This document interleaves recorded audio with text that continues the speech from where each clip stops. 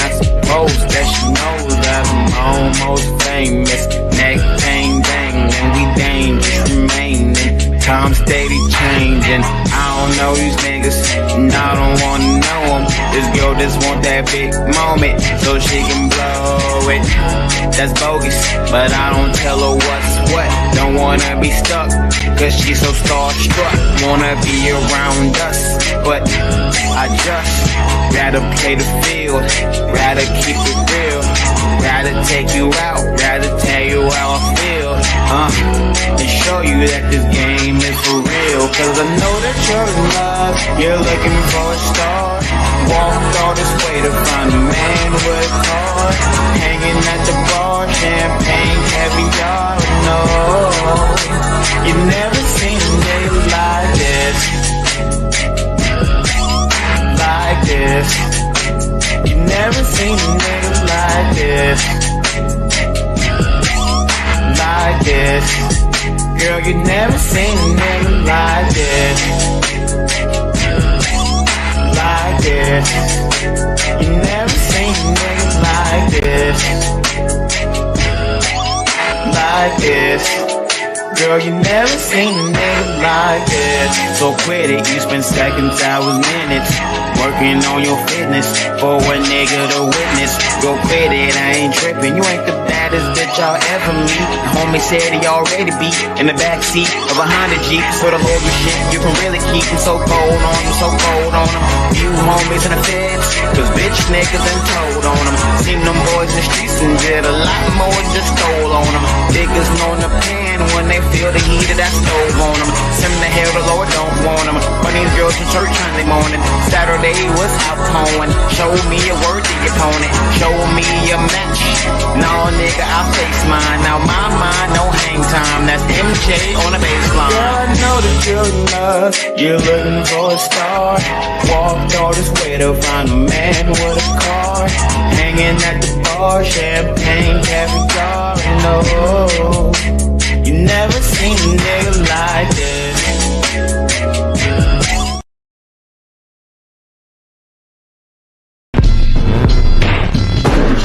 Wanna see my cars on flatbed. Hey, this is a recession, selling that crack, yeah. Niggas selling super sour and bionic glue, and got Superman powers when I'm stressed new. New Corvette looking like a transformer. No seatbelt screaming on my damn lawyer. Damn, I'm knee deep in the projects, and Hollywood ain't accepting no nigga from the project. New Corvette looking like a transformer. No seatbelt screaming on my damn lawyer.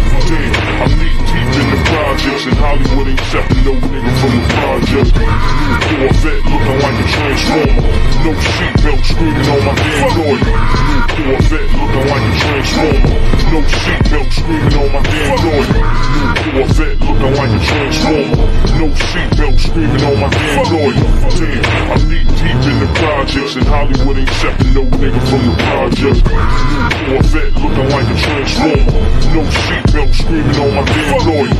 Damn, I'm knee deep in the projects, and Hollywood ain't accepting no nigga from the project. New Corvette looking like a transformer. No seatbelt screaming on my damn lawyer. Damn, I'm knee deep in the projects, and Hollywood ain't accepting no nigga from the project.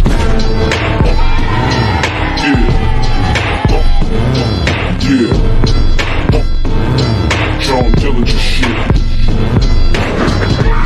Corvette looking like a transformer. No seatbelt screaming on my damn lawyer. Damn, I'm knee deep in the projects, and Hollywood ain't accepting no nigga from the project. New Corvette looking like a transformer. No seatbelt screaming on my damn lawyer. Damn, I'm knee deep in the projects, and Hollywood ain't accepting no nigga from the project.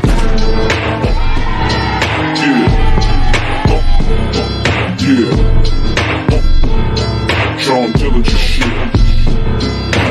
Niggas in the hood wanna see my cars on flatbed. Hey, this is a recession, selling that crack, yeah. Niggas selling super sour and bionic glue, and got Superman powers when I'm stressed new. New Corvette looking like a transformer. No seatbelt screaming on my damn lawyer. Damn, I'm knee deep in the projects, and Hollywood ain't accepting no nigga.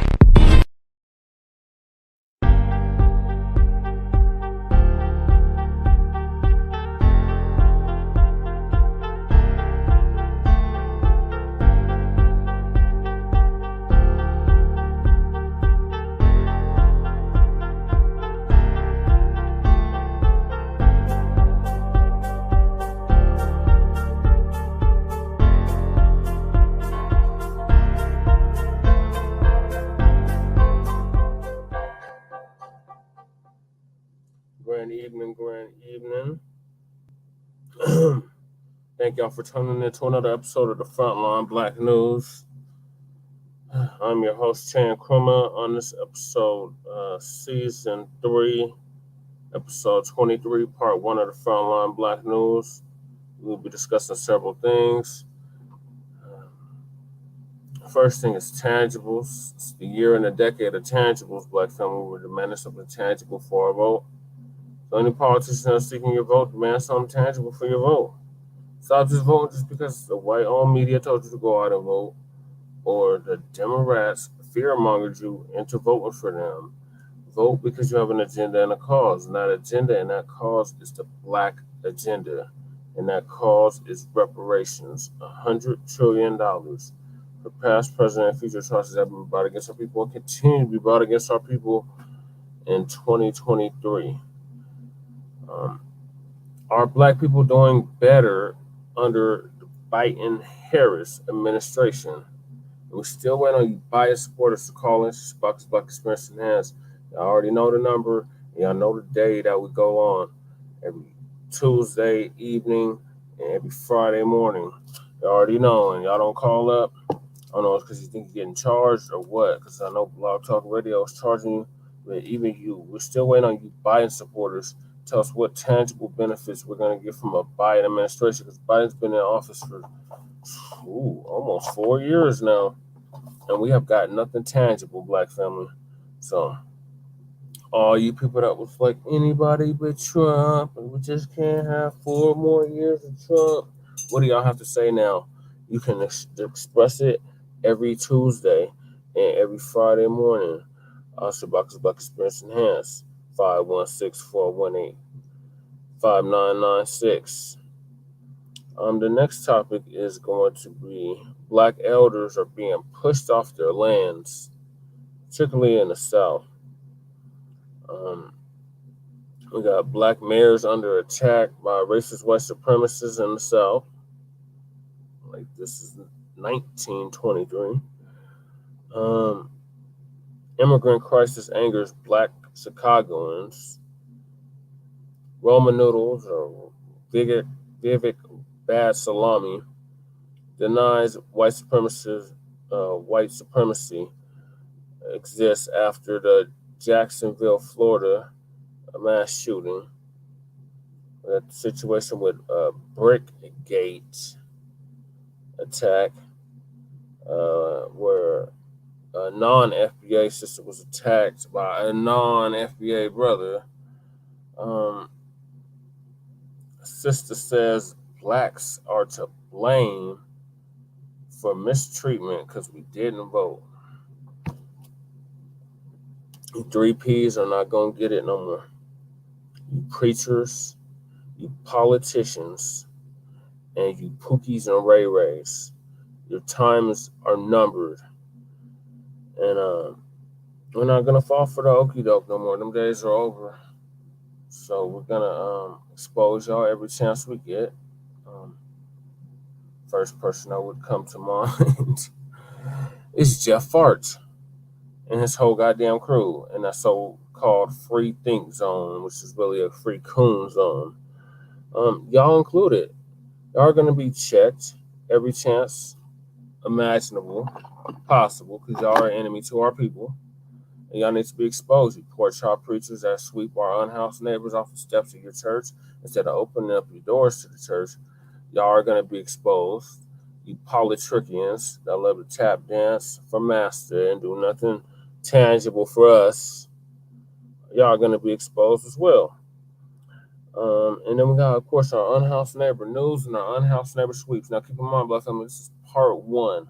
So there'll be a part 2 and quite possibly a part 3. There's so much stuff going on these days in 2023, specifically pertaining to Black people, that we have to do these different parts to get it all out to you, because we actually feel there's a purpose in doing this. Otherwise, we would not be doing this, trying to reach not even the masses of our people, because the masses of our people are asleep, trying to reach those that are like-minded and think similar to we are Black first mentality and lifestyle, revolutionary life agenda. So That's what we don't do this.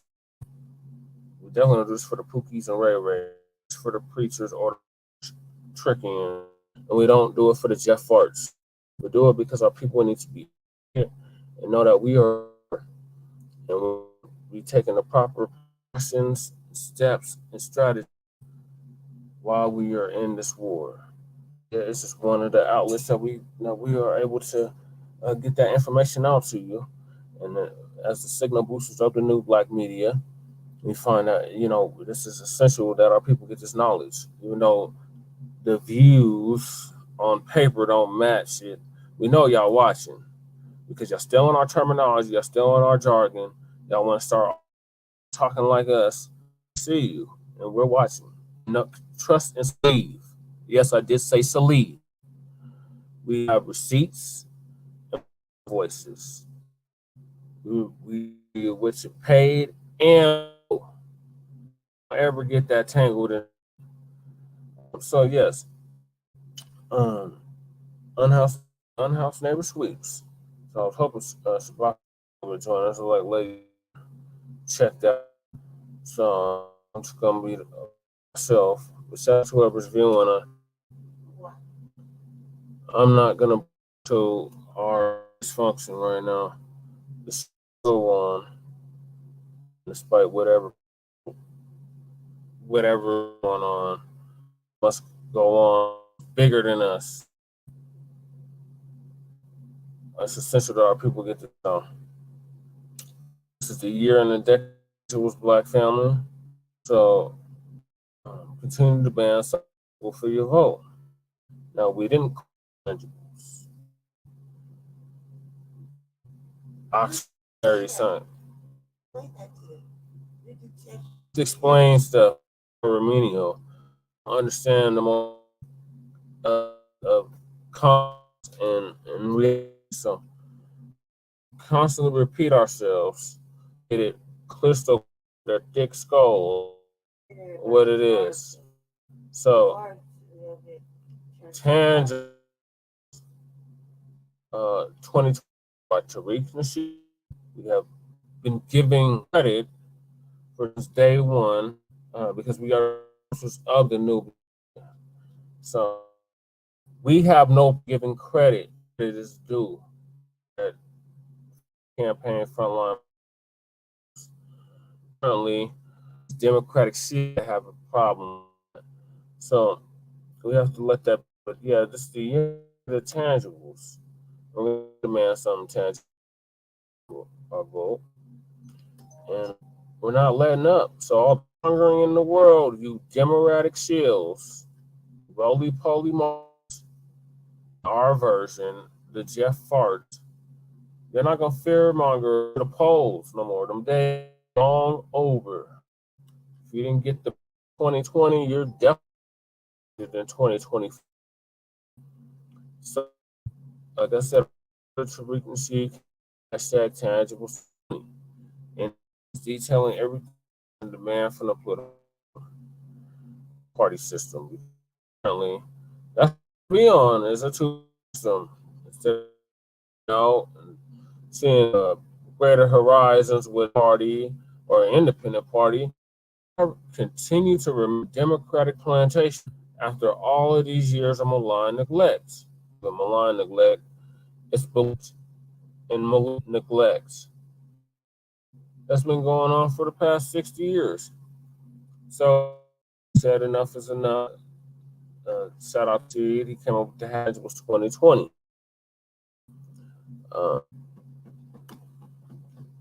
20. So I'm gonna 2020, 2024, but also remains the same. 2024 elections are coming up, and foundation Americans are going to 50-year-old malign neglect. It should really be changed. Malevolent policy that has been implemented by the system. This malign neglect policy, quotation, man, Black Americans should be ignored and only mentioned in non-terms.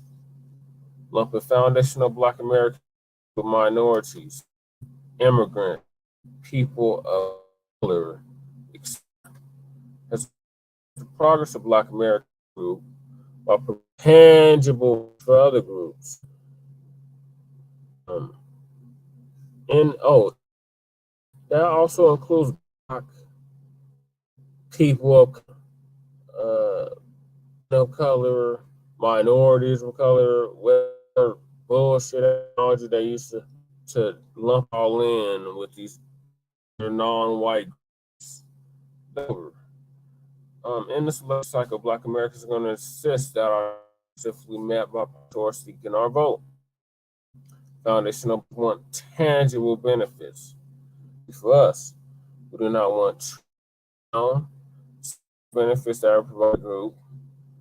Every systematically monitored and franchised every area of society of Black Americans.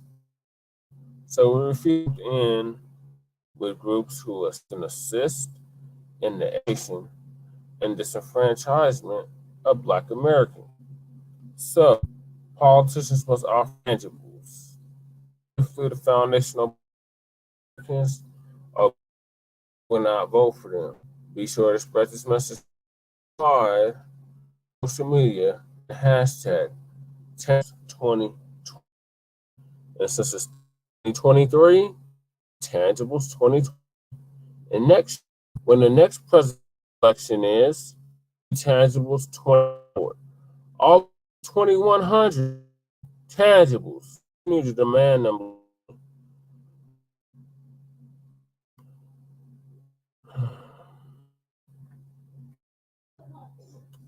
The part where I actually change comments.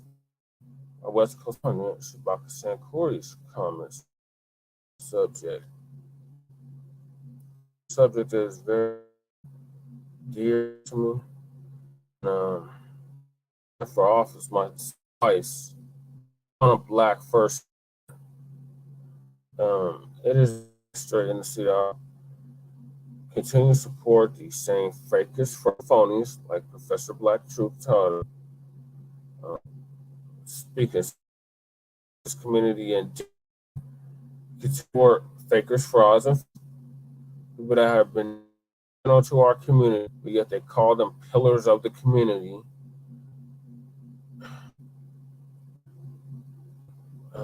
Over.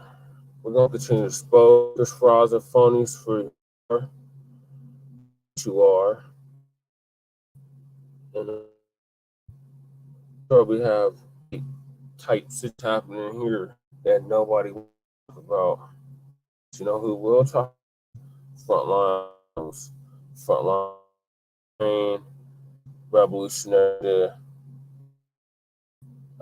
Black Experience Enhanced. We will definitely talk about it and expose it every chance it gets. We get to expose it. Just like racism, white supremacy passes, degeneracy, conning the community gets no passes either. What you look, you look like us, and enemy too, Jeff Fart. You are an enemy to our people, and that needs to be exposed every possible chance possible. Because you're an operator. You want to jump on causes and movements when it is beneficial. But you can give a fuck less about our unhoused neighbors, which is my term, that term. You laugh and fun at people that are catching and people that are struggling and living out in hotels.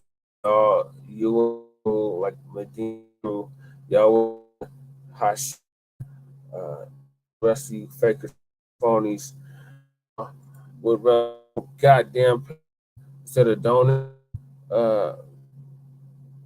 vouchers for a room for the night so they can up. They're sitting on, they know rather goddamn pillows. A community doesn't even exist, and the current is not these micro communities of the Johnson administration. nothing tangible in any y'all are running on. The problem with our people is symbolism, these gestures, and they're messing with the rhythms and Wi-Fi right now. But the show will go tangible. Look at Queen's man for your vote.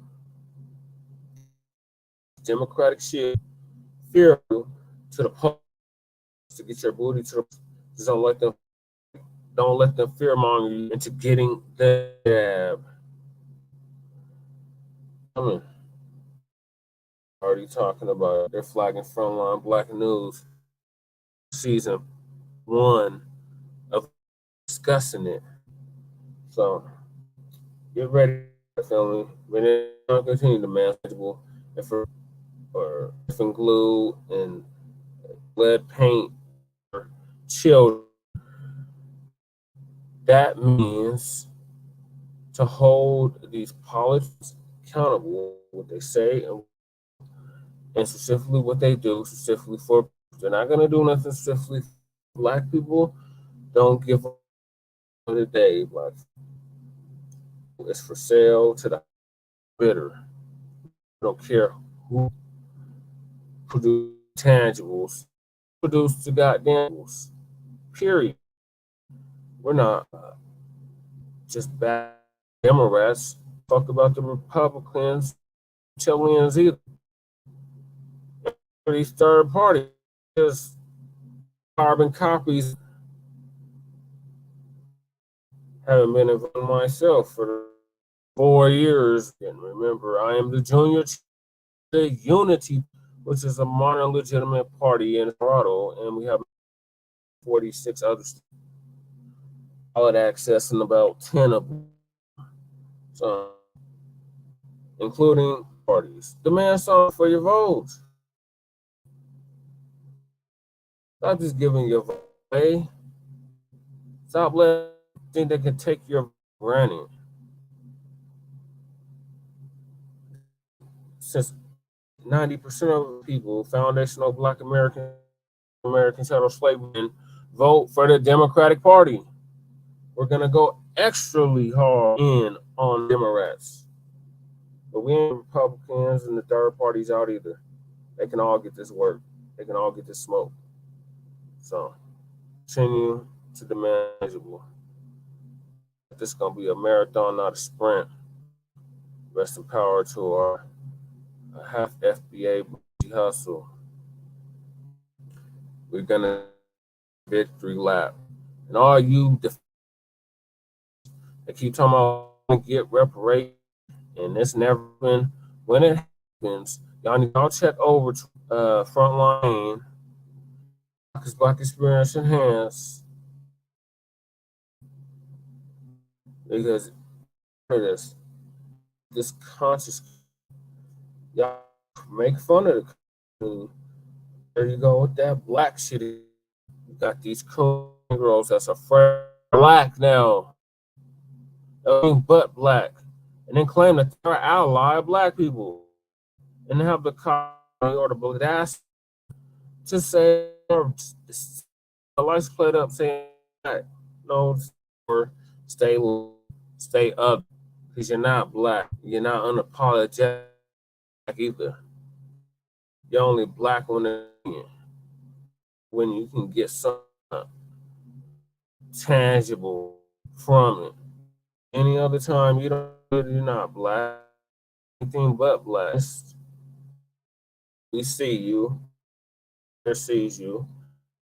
Pepper's Farm, we remember everything, and we have proof of everything has been said for the past 6 years. So don't play when you do. So the next topic is Lady Che taking her time in the bathroom. And Black people doing the Biden demonstration. No, they're not. I told you from day one, not gonna be doing. But y'all kept saying anybody but Trump, get Trump out. They just kept 1 more years. Oh, just doing so bad. If I recall, the gas mighty low, and 1,000 people got more black, and there was more money invested, opportunity zones, black and non, and all. I want to talk about that. They gotta have a book. Ooh, Trump is just so. Ooh, like VA family. We've been dealing with the same premises for the past 400 years, at least. All right, they're on white supremacy, left, right, middle, center, supremacy. That is the order of racism supremacy, because we could so eloquently pointed, you can't have supremacies in a space that likes no more supremacies. Only one, and that is race, white supremacy. And us online Blacc News, the new Blacc media, for the most part, certified code, read books, and apply that everyday life and situations. We don't just talk like out, but we walk that and talk that. So I'm gonna share a video about this. Shout out Scott and the African for news channel. Whole new Blacc media as a signal boost for Blacc media support and elevate your content and content as well. So being said, yeah. So our Black people doing better than under administration. That's clearly hell no.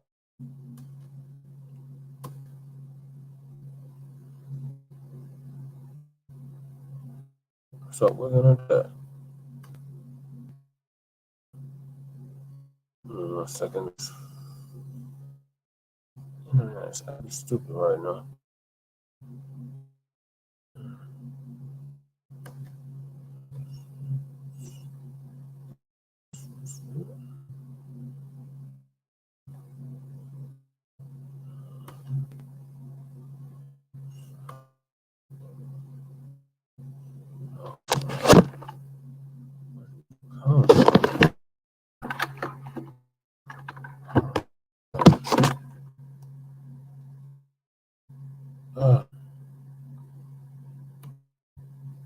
That's my cue.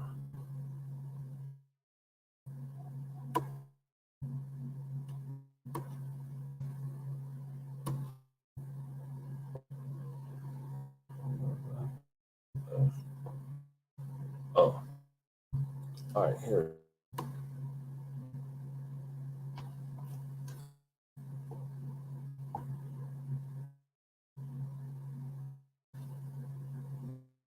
What? Oh, you got the studio.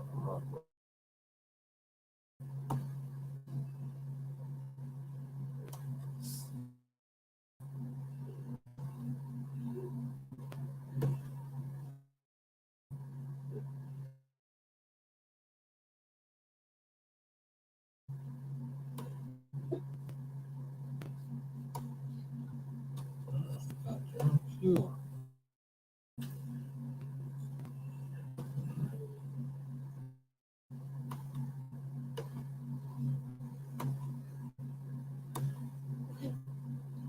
The internet is acting. Can't find my cue.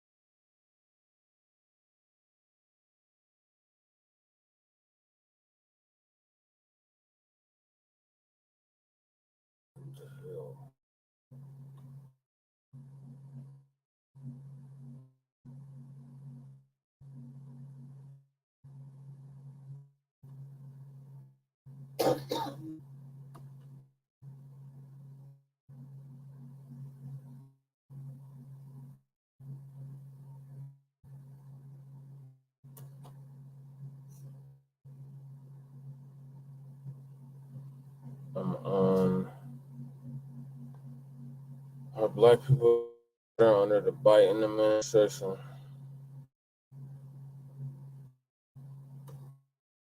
Oh, thank you whoever was watching. Dude, With us. but the one, brother, we go back. Well, tonight, ladies and gentlemen, on the podcast, I'm back to get it, preventing myself from getting under the weather. But we got to go back to about 3 years ago. There was an interview that was done on MSNBC with some potential black voters, talking about, the Biden-Harris ticket back then. And these were black women. And I was actually quite shocked that they actually aired this on MSNBC because, it's MSDNC. That's really what it is.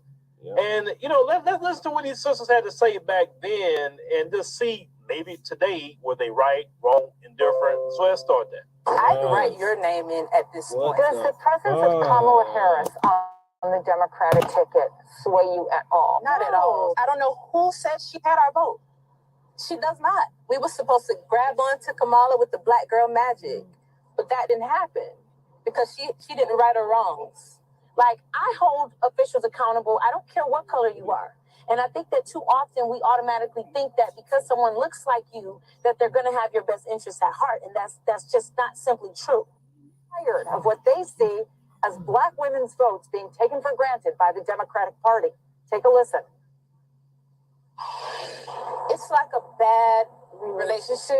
Yes. When you keep telling your boyfriend, hey, I like flowers on Fridays. And he said, I'll buy you flowers on Fridays. Yeah. No, and every Friday, there's no flowers. What flowers do you need delivered to you at the debate? I don't want to hear if this or if that or after the election. You need to discuss the wealth gap. Well, you heard they mentioned Kamala Harris. And an interesting article came out about her as of recently, an insider with the White House was talking about Kamala Harris and just how she's very real, bothered by criticism of her, what she does or what she don't do, which a lot she don't do. But the one thing that struck Kamala in the White House and said that two things that she tries to avoid dealing with. She tries to avoid dealing with anything relating to women. And I'm like, well, wouldn't that be easy for her to do? But that's fine. I don't care. But the second thing, and this is a kicker, it says she don't want nothing to do with anything regarding race. She tries to avoid race at all costs. Well, I wonder why she's avoiding anything to do with race. Man, I just don't know. But the only race that it seems like Kamala has no problem talking about is Asian. Now, I know the Democrats, she was going to show, well, she said about Jacksonville, and she talked about Ron DeSantis with education. She did not want to do those sort of things, according to the insider, because he addresses a whole lot of things, and she does not. Another thing, yes, they gave you Kamala Harris because they believe most black voters are that silly. I'm just being honest with you. They believe all you got to do is put a black person in your face, you're going to vote for them. But these particular women were saying, what an intelligent black woman would say, all black person would say, just because a person has black skin doesn't mean they for black people. Or what I will say, a black face representing white supremacy. Because that's really what it is. Any politician that comes to your face and you don't know them from the grassroots, they don't have any kind of policies out there for the community. I understand a politician has to do for everybody in their particular district, or vice president, president for everybody. I get that. You can do for everybody. I have no issue with that. But don't do for everybody except black people. You do it for people who aren't even citizens of this country, and you're leaving black people out. That's the issue and problem. As black people, we are not evil. We are not ugly. We understand that people have issues and problems. We don't even care if you do things for people overseas. Just make sure we taken care of first, and we good with all that. We don't have to take an issue with that. But this particular, party has shown that they don't care about us like that. They're not going to do for us like that. And then, of course, we have the remedial Elmer's glue sniffers that's going to say, well, what about the Republicans? And like I always tell the mods, if somebody come in here and say anything about a Republican, block them, because when our votes start going 80 to 90% Republican, you better believe I'm going to be on them. Because I'm going to say, you know what? Hey, Republicans, what are you doing for black folk? Because we gave you 90% of the vote. The moment y'all start doing that, you better believe I'm going to be on them too. But that's not the case right now. Until we are voting majority Democrat. Democrat is the party of the black race in America, black America. Let's call it what it is. You will, as I said before, you will stop talking to a family member if they don't vote the Democrat Party. Even if a person say they're going to sit it out, now you vote Republican, they're going to sit it out. You are going to argue with them. If you say you're going to vote independent, you're going to vote third party, vote whatever you want to vote. And voting is your right. They will stop talking to you because you didn't vote Democrat. That's how weird it is for black folks with this emotionalism tied to this Democrat Party. And as you heard what this woman said, she said that it's like a relationship, but I tell people it's an abusive relationship. Okay? She put it nice about basically asking for a gift and you not getting it. No, we are in an abusive relationship. We ask for things that we need, and then when we come back and say, hey, well, you're doing for everybody else. What about me? You gaslight, you talk down on, well, if you don't like what I'm doing for you, then shoot. What about that other guy over there? I guarantee he won't do nothing better for you. It's complete abuse. And black folks, unfortunately, are gluttons for abuse. I've definitely seen that. Even globally, you're gluttons for abuse. You go to other countries and have people treat you bad. Like, why do you not think much of yourself and say, you're going to respect me? You're going to respect my community. You're going to do something for me. I'm not going to waste my gas and my time to go voting for you if you're not doing nothing for me. No, you have to do something for me. Like our great sister Janet Jackson. What have you done for me lately? And if you haven't done nothing for me lately, don't worry about it. You can have benign neglect all you want. That's fine. I'm just going to benign neglect you when it's time to vote. That's all. Well, however you treat me, I'm going to treat you.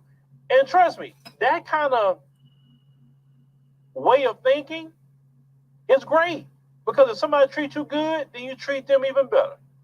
If somebody treats you bad, then you treat them just as the same. When it comes to voting and just treating people, these people don't respect nothing but an eye for an eye and a tooth for a tooth. It's the only thing they respect. You can't be nice. You can't be merciful with people like that. That's how we're going to get somewhere as a community, or not get anywhere. But let's continue. Discuss how are we getting these higher mortgage rates? We're all going to watch the debate together. What are you looking for when Trump is hammering you? Don't try to play it cool because you're not cool. Like, you want to see him more aggressive tomorrow. You have to be. It's a debate. With Joe Biden, look into the camera and say, your families are dying. Teachers, you are dying. All of that is fear politics. Don't try to make me fearful in order to vote for you. It is very sad that these are the two men that we have to choose from. Glad the sister brought that up. The fear politics. Because this is what they have been doing to black people for a long time, is trying to scare you to vote for them. Listen, you should be happy to vote for someone. You shouldn't be doing it under duress. So what the Democrats do, if they can't really, finesse you into voting, then the next step is to make you do it under duress. Ooh, that guy's going to get you. Ooh, they're going to put you back in slavery. You remember when Trump got elected, and around that time, the first time, they were saying that, oh, we're going to go back to Jim Crow. Oh, black people are going to be put like in slavery. all these things will happen to black people. And then what happened during the time of Trump? No different than happened during the time of Obama, Bush, Reagan, Daddy Bush. You lived your life every day. You trying to pay your bills, feed your family, and that's it. Just that simple. At least with Trump, we didn't have to worry about mass incarceration happening. I give him that. Hell, he did sign the First Step Act where he got some brothers and sisters out of jail. I do know he did that. So, hey, I'm cool on that. He didn't go start no new wars and sending innocent troops to fight wars for corporations. He didn't do that. But look at this guy Biden. He's about to almost try to put this country into World War III. And in the military right now, I don't know if you know this, they are in a recruiting crisis. And I will tell you this, young people who could be listening, if they ever get started with a world war, they're going to do the draft. And I promise you, all those senators and House of Representatives, Democrat and Republican, both of them, they will gladly do the draft. And Biden would gladly sign the draft. And y'all will be drafted into the military. Why do you think that they wanted to get rid of that requirement where only men could be drafted into the military? Oh, see, now it's equal. Now men and women can be drafted into the military. And they're going to draft all you young folks into the military to fight their wars that had nothing to do with you. You understand? Then you're going to want to take things serious. So, oh, man, look at what's happening in X, Y, Z. You know what I'm saying? Instead of listening to a brother like myself, because I'll tell you this much. I don't want my kids fighting no wars that has nothing to do with freedom of black people. Just that simple. No. See, of course, I stay on top of things. I watch things ahead of time. And like I told all my kids, you got to have your passport. If something was to get bad, then you have the opportunity to go to other places that we have made relationships at. You understand? Because I'm sorry, black folks have fought enough. We fought in every war, every conflict, and we still being called anti-black slurs. We're still not being respected. We were never paid reparations. We never got our land back, but Native Americans and everybody else getting land, getting constant reparations, and all kind of other things that's happening to all these other groups of people. People who aren't even citizens of this country getting billions and billions of dollars that's supposed to belong to the American taxpayer, right? We don't get it at all. You got people coming over here from Latin America to all our various cities. And then I seen a video today of one of them in brand new Jordans. They just came over here and got a brand new pair of J's. I'm not to say I like Jordans like that. I don't care about Jordans. But how you come over here from freaking Guatemala and you got a brand new pair of J's, bro? You all drift out now out here? You know what I'm saying? Like somebody paying for it. Well, where the J money coming from? You know what I'm saying? So I'm sorry, no. My people don't need to be giving their life like that. For what? Now, if a person chooses to do it because they say, hey, I want to get the benefits, that's their choice. But I'm talking about like drafting black people. You know what I'm saying? Like all them so-called people screaming they're patriots, go draft them. My people are being treated bad out here. But what I'm saying is the fear-mongering, because that's coming. And of course, the shield's going to fear-monger you because now they trying so hard with the Trump thing. Oh, my God, if Trump don't get convicted and he gets reelected, oh, my God, the country's going to go to hell. Oh, black people, you're going to suffer if he gets in office. Well, y'all trying everything y'all can to stop him from getting into office. I mean, surely y'all trying. So, I mean, I don't know what's going to happen with any of that. It's going to be quite interesting, just as much as I was, in front of my TV when January the 6th happened. I was like, wow, look at them people.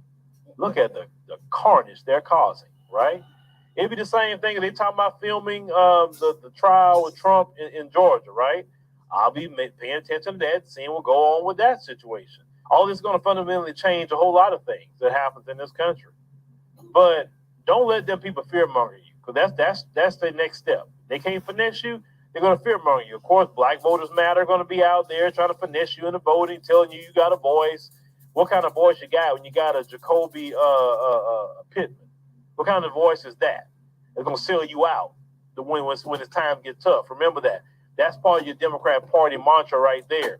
They act like they're against the Republicans. They're not against the Republicans. They're not. What Jacoby been at Pittman about screaming and railing against what DeSantis has been doing in Florida about the education of black people? Ain't heard that woman at all, because she could have told us something right then and there. Y'all saw that. She didn't say a freaking word. So all these black politicians are not going to say nothing to Republicans unless the Democrats say, okay, you can go out there and say something about Republicans, but you got to say it like this. You understand? And care less about black people, these black politicians. That's why I'm so against them, just as a collective. Now, I'm not saying that you don't have some that's good and do the right thing, but they're far and few in between. And maybe they're on the local level that's doing this, but the majority of them giving lip service. Oh, well, Cori Bush said this. Cori Bush gives lip service.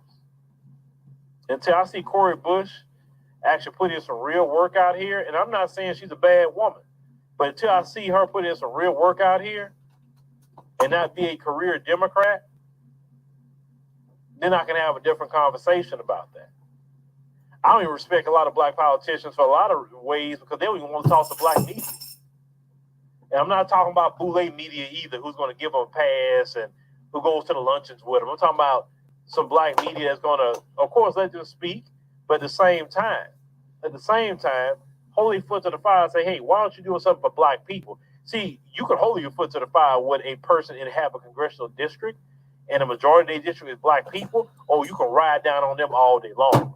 Why? Because they're supposed to be doing for their people, and they don't. They're just holding the seat. What's the point of holding the seat if you're not going to do for the people? So we have seen the Biden-Harris administration. Has our lives gotten better as black people? No. What has happened to black people? It has gotten progressively worse. Unemployment for black people claims as high as it's ever been since the Biden and Harris administration has been in office. Now they're trying to float in all of a sudden, the virus numbers are going back up. So what? Also, I'm glad in Texas we don't have to worry about the lockdown. That's the only thing I'm gonna say. We just had a law passed, so they couldn't do that here. So that's good. Y'all can do that wherever else y'all want to do that at, right? Like I said, I was wearing they face covering and still end up getting the virus. If you want to hear what I went through with the virus, then you can go to AfricanDiasporaNews.org, sign up there, choose a membership and go down and you can watch my whole video on my whole experience with the virus. It wasn't nice, not at all. But with this, voting is going to come up. I will say this: pay attention to everything. Don't commit your vote to nobody. If a person doesn't offer anti-black hate crime bill, reparations, or anything that's going to help the black community, then hold your vote. Don't give it to nobody. Don't vote under duress. Don't vote under pressure. Do you know that when you make people make decisions under duress and pressure, and a lot of times in the courts of law, they will not even accept that because they know it was done under duress. Like I said, like a confession. If they knew the police were beating you and doing everything to make you confess, and it's exposed, that's what happened, then they say we can't accept that because it was done under duress. So why should you vote for somebody under duress? Oh, I'm scared. Like, and stop being so doggone scary. That's another thing, black folk. You're so doggone scary. Anytime them folks tell you to be afraid, you're afraid, but you're not afraid with other black people, but you're afraid then. Stop being so scary. You're talking about you believe in the Bible and believe in God and all that. Didn't the Lord teach to be courageous? Didn't the Lord say that to have him within you and have this courage to stand against evil and take on the world? Why are you so much a coward? Do you know cowardice is evil? Do you know that? You sit up there looking at the reason why you don't get nothing as black people is because you look at the folks to take care of you instead of looking at Almighty God to take care of you. That's why we in the position that we in. Instead of you're looking at the folks instead of looking at the Lord. The Lord don't want you to support evil. So why are you supporting evil a lot of times? You know the things some of these people are doing are not right, and we don't even agree with socially as a community. What the Democrats promote, but yeah, that's what we're going to lay up and vote for? No. We would, if y'all would commit to saying we're going to take about 3 to 4 election cycles, and until we get what we want, we're going to sit it out, I'm telling you, we would get everything we want as a community. But some of y'all are so just lost. It's like that's why sometimes I even like I'm like I said before, I don't fit in with the majority, for one. And two, hell, y'all make me want to throw my hands up. Because it's like a lot of y'all are a lost cause. I say it, a lot of you are. Yeah. But a lot of you not. And that's the people that why I continue doing what I do. Because there's a lot of people who are on a lost cause. There's a lot of people who are very smart. A lot of people that get it, that sometimes felt they were by themselves thinking that way. And then when they hear a person like myself say it, and many of you are agreeing to it and say you said the same thing, they start to see, or at least there's a community of people somewhere that agree and understand that I'm not going crazy. You know what I'm saying? That's why I do it. Or for those of you I meet in the airports, or maybe some of you I meet in different places here in the Houston area, that they get it, right? That's what that helped, encourages me to keep going, because there's so many of you who do get it than those of you who don't. It's just, unfortunately, it's always going to be the majority in a lot of instances that's going to be more lost than those who get it. But it doesn't take the majority to save anything, right? If you come together in unity, even with a small group of people, you can change the world. One person can change the world.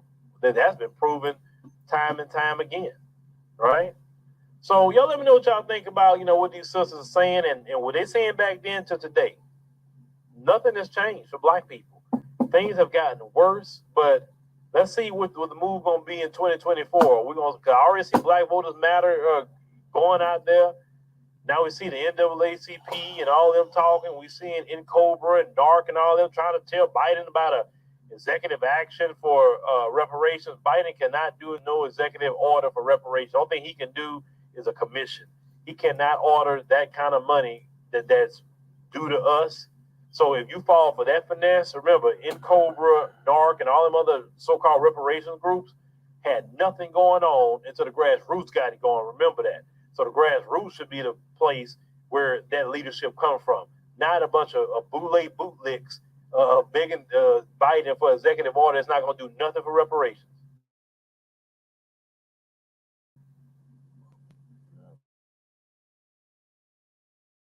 Thank you all for joining me today. And if you can...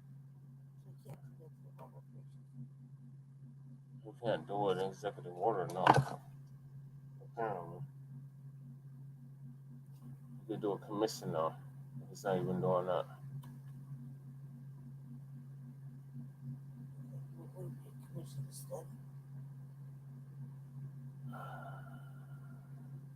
No, that already exists. It's called HR 40.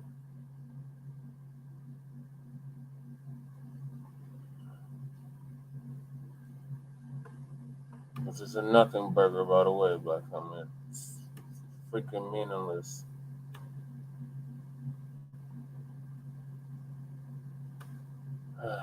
All right, ladies, hey, what are your thoughts on this?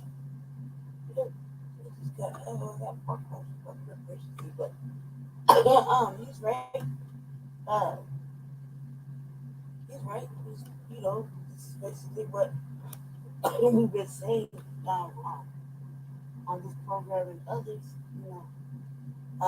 I'm sorry, I'm trying to talk as loud as I can. He's right. He basically said what we've been saying on this program and others. Hold your vote for temples.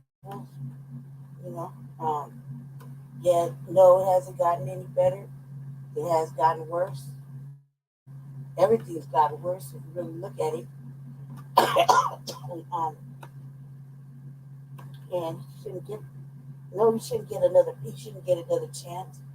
But I think that's how we should look at a lot of things now. You get one term to show. You should get one term to show. There's no. In all actuality, it's a design.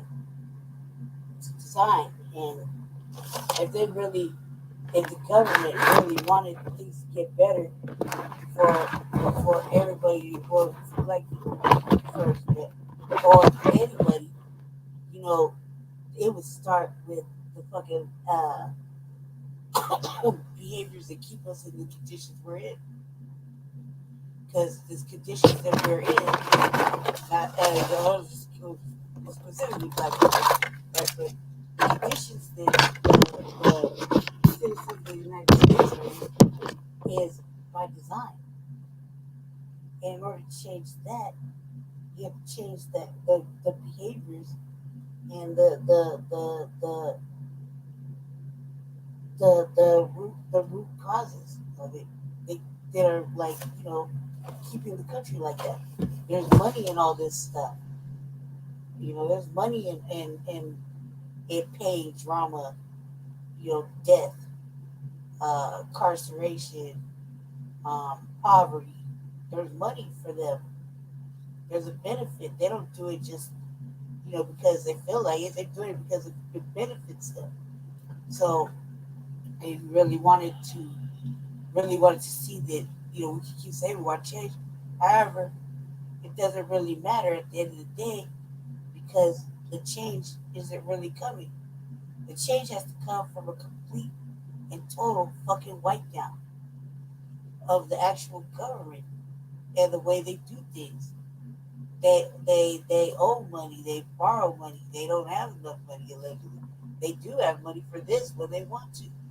You know, I was watching something about the Jammerdin, and talking about the lockdowns, potential fear mongering, and I was like, the United States can't afford another lockdown. Let me think about it. You see what I'm saying? They can't. Why? Because they're too busy giving money to all this other shit that they allegedly didn't have to pay reparations. Why is there so much crime? Well, you gotta ask the local police department why that's happening. Because they have the answer. There's money in it, you know what I mean? There's money in poverty. There's money in our decline.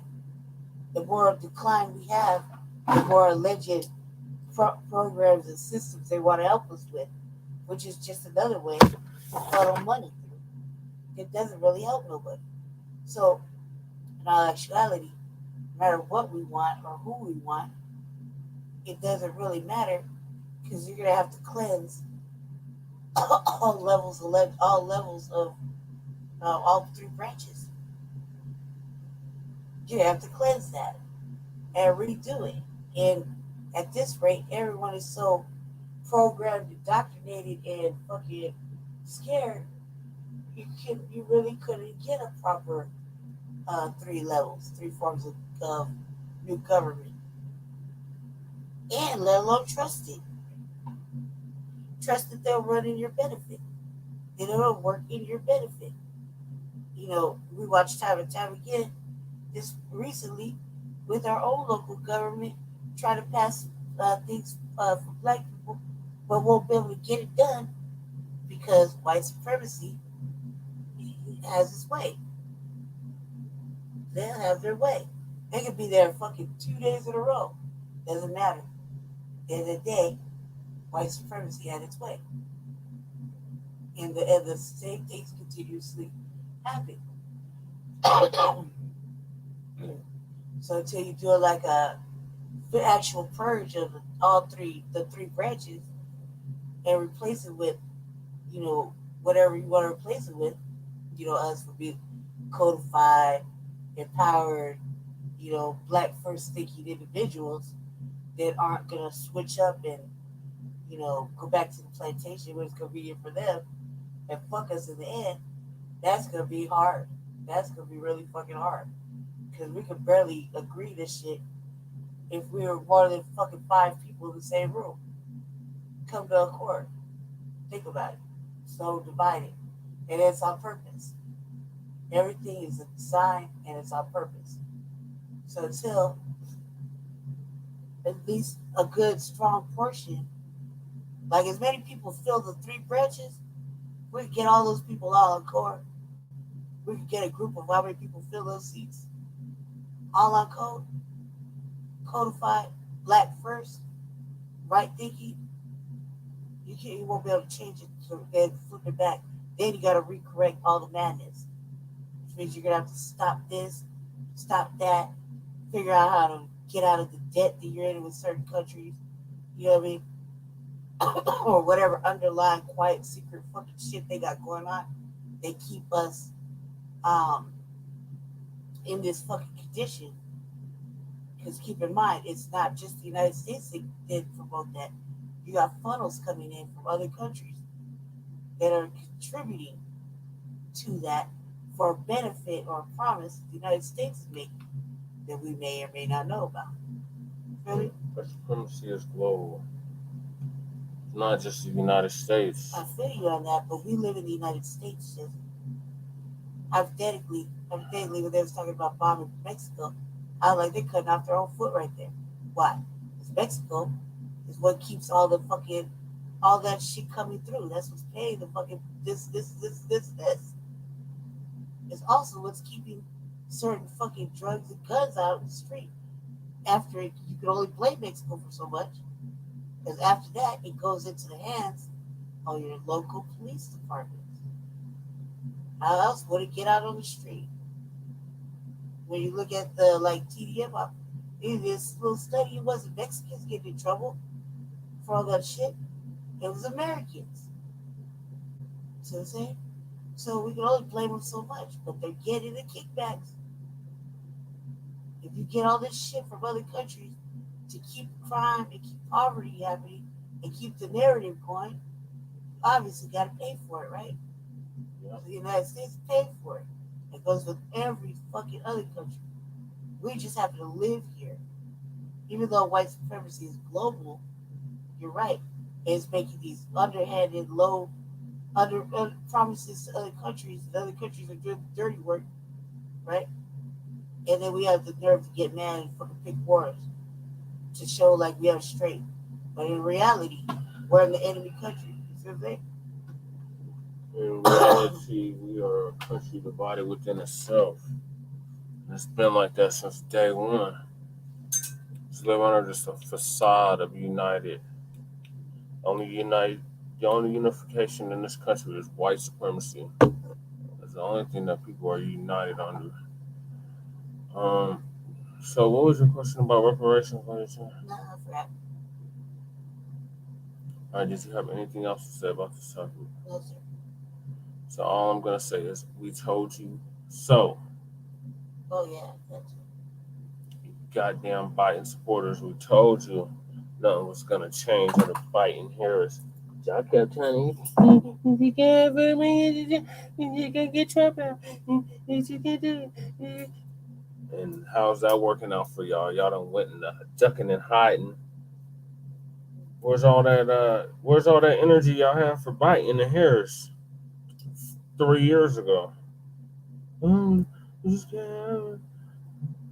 you gotta decide, if you gotta vote for Jim Crow Biden or the dump Donald Trump, then you ain't black, and you stupid idiots fell for that stupid shit.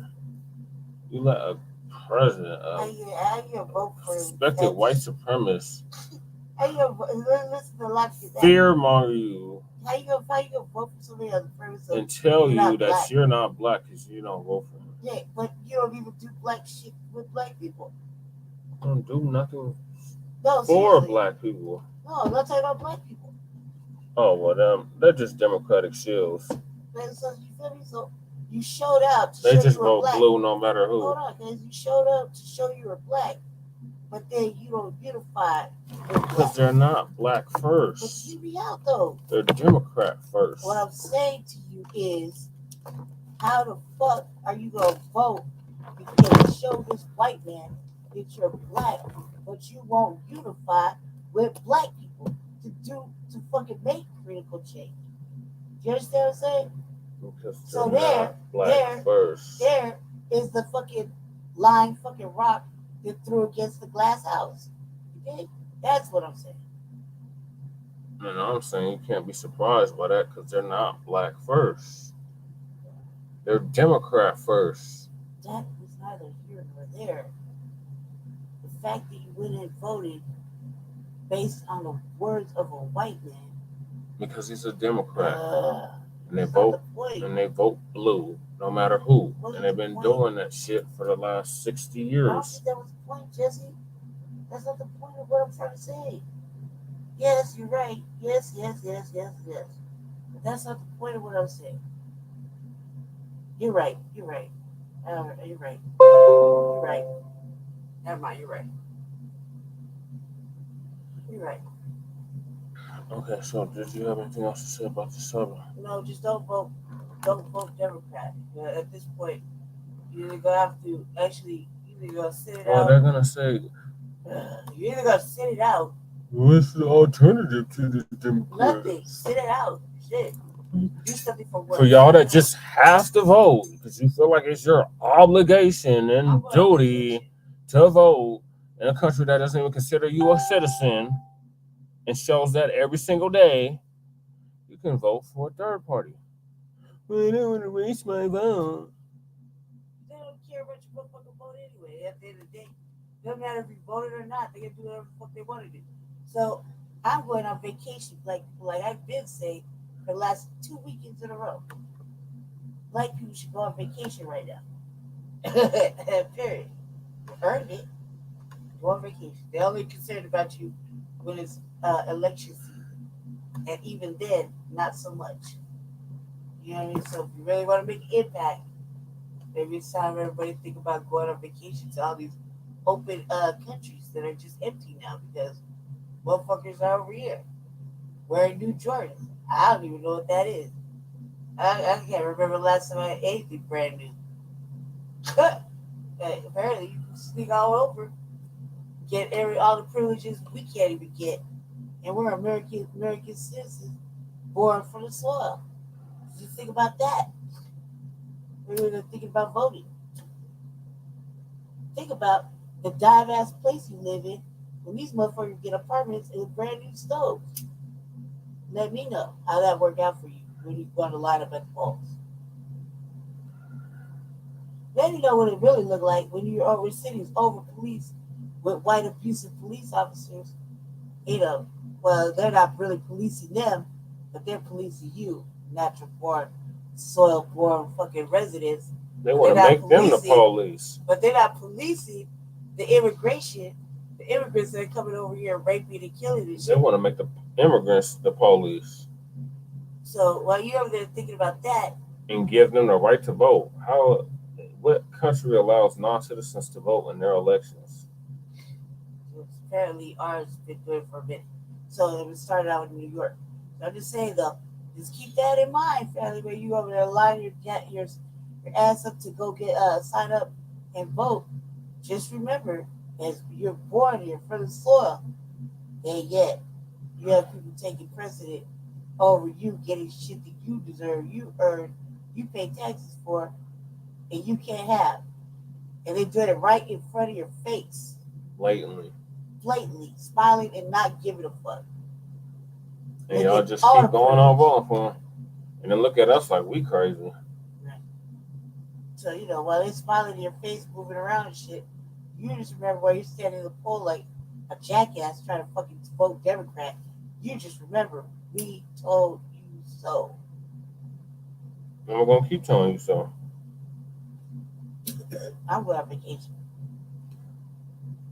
I said, there's a whole bunch of empty shit going on, so, I mean, sign up for your passport. You got a couple weeks still. You got a good 8 to 12 weeks. Then, you know, it's good a fucking year, right, before the next election. Right? The voting? Yeah, it's next November. Right, so you got almost a year to like 2 months. That's plenty of time to get your passport and pick a spot. You do a little research and whatnot. Plenty of time. I'm going on vacation. I'm not putting my vote in. I'm not mailing it in either. Just because you didn't get to the fucking poll don't mean that nobody's not going to know you didn't mail your shit in. If you're registered, they'll know. If you're not registered, then it don't matter. So they don't give a fuck. They can't keep track of that. I mean, look how upsetting it is when they think black men aren't going to vote. They're all in a fucking tizzy. anything happens when they think that they look at, well, there's no black women either. No black men, no black women. Well, Line black up women the gonna polls. get on code with black men. So if we're saying no, unless we get fucking tangibles, sisters That's is gonna just say in the general. same Like, thing. there shouldn't even be a divide. Black women, black men. No tangibles, no vote. No reparations, no vote.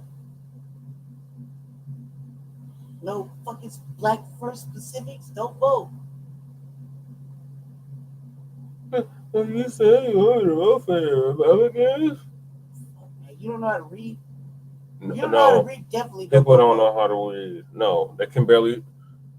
If this election, this past election, that shows you anything, people do not know how to read, and they do not know how to even write their own goddamn names. Or remember their address. Or the county they live in. Basic fucking fundamentals. If you don't know how to read, don't go vote. Don't even know their addresses. It's Definitely like you don't sign almost no want petitions. to symbolically, quote unquote. Oh my God. Just don't do it. Issue out a literacy fucking test. Third grade level, don't Like, fucking do do we it. gotta re-implement? Well, we didn't implement at all, but just throwing it out there. Hyperbolical. I'm not serious about this at all. But do we have to re-implement a poll tax? Because people can't read no more. Like, people are voting just blindly. They don't read nothing. They don't research nothing. They don't study none of the candidates or what they stand for. Nothing. They just see a TV commercial or ad, and oh, I was just gonna support them because they have a TV commercial and they have an ad. Don't vote if you feel warm and fuzzy inside. Or they make me warm and fuzzy inside. They didn't say nothing specific they were gonna do for you or anybody that look like you, but because they make you feel good, they tell you sweet nothings, they whisper sweet nothings in your ear, and that makes you feel good. Fuck feeling good, black family. That's our fucking problem now. We always trying to fucking feel good. That's why the symbolism always works on us. Because we're trying to find an escape, some kind of escapism from the reality that we're under, or we're coping with some shit, and we don't know how to cope with shit. So we latch on to stupid shit that is detrimental to us, life threatening to us, but because it's tradition and blacks are too broke to be Republican, and just stupid ass notions like that have been passed around for generations. We've been voting Democratic for generations now, a good 60 years. It's like almost 2 or almost 3 generations of nothing but Democrats. And LBJ said in '64 when he signed the second civil rights bill, people are so ignorant they don't even know that there was 2 civil rights bills and 2 civil rights movements. But that's by design, because it's up teaching civics. It's up to you see what they're doing with CRT, which ain't even a public school course. That's a college course, but anything related to American history, which is Black history, American history, they want to ban that and don't want to teach it to the next generation. So Malcolm X said only a fool will allow his kids to be educated by his oppressor. So just keep doing the same thing, expecting a different result. That's insanity, and that's what we keep doing. So we told you so. I hope things continue to get worse under Biden and Harris. So when 2024 come around, black people have finally reached that point where it's like, okay, enough is enough of this shit. If we gotta set this shit out for a couple election cycles, so be it. Or do a protest vote, group protest vote. Y'all keep saying, oh, it's not enough of us. We're supposedly 13% of the population, right? But we're the backbone, the base of the Democratic Party. So something's not adding up here. That's how it's 13% of the population. The base of the Democratic Party. Because they keep trying to get these illegal immigrants, these migrants, undocumented workers, whatever pretty little flowery language they want to use to cover up the fact that they're illegal immigrants. They're not voting Democrat. The ones they want to put hate crime bills in for, like the Asians, they're not voting Democrat either. But you know who is? They don't even know what's going on in our states. They don't know. You ask them if they're allowed to vote, they don't even know what that means. You ask them if they know any of the local politics in the area of your local area, in your municipality, whatever you want to call it, right? They have no motherfucking idea. You ask them if they're going to vote Republican or Democrat, they don't even know. They just want to avoid the question because they're comfortable. So just keep that in mind too while you sit your ass at the polls. I know for a fact, I just asked, man, I don't even want to talk about my shit, but I just know for a fact, I asked like 15 people that I didn't really know were Hispanic until they spoke. And I asked them those very questions. They're driving around in nice-ass motherfucking whips, utilizing the grocery store in our local area, but they don't want to talk about voting or anything that has to do with the local politics of the area. Well, they can't vote anyway. They can't vote. They don't know. They just got here, et cetera, et cetera, et cetera. Well, how are you driving here? Question mark. Don't you need a license?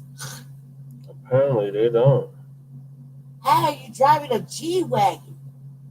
Like, can I get that understanding? But you shopping in the Hood King Supers.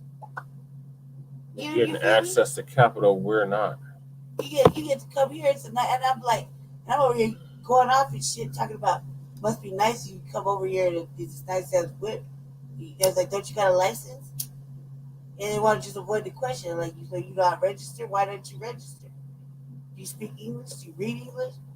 You know what I mean? Not because I can't dust off my Spanish. Spanish is like the third language for me. So it's not even an important language. But just for the simple fact of knowing, so I can tell you, so you can know, is enough. Take my word for it. They're not interested. But when it comes down to it, in order to get benefits, they'll say whatever the fuck they gotta say. Just like anybody else who serves under white supremacy. You are their servant. So you will toe that motherfucking line to get whatever the fuck you need. Think about it. While you're over there standing in line talking about vote or not. Yeah, that's all you didn't read. You don't read, eh? You're not listening, you're not paying attention, and now you're wasting your motherfucking time because these people are getting ahead before, again, and over you. Well, Dr. Claude Anderson warned us over 10 years ago this was going to happen. And black people thought he was just talking. And here we go.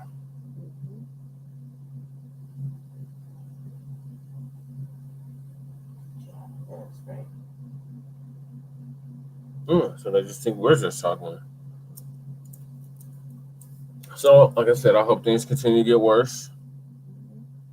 Because unfortunately, our people only seem to do well under duress. And when we have to, literally, by law, come together for a constructive cause and reason. That's why actually segregation was morally bad. But in hindsight, it was a good thing for us because we had no choice but to spend with each other, but to live with each other, but to live around each other. We actually had a community back then. And, under this integration, the solution of inclusion, we're worse off than we were. even under segregation. Imagine that. So yeah, that's all I have to say on that. Is that it, Lady Chen? Shit, you can only leave it. You can only try to lead them to water, or their own fucking freedom and liberation. You have to make that choice. You know what I mean? So not everybody gonna make the right decision. I can't. I don't want to. I'm not gonna take that with me. That's not gonna live on my heart. Did my part. Right.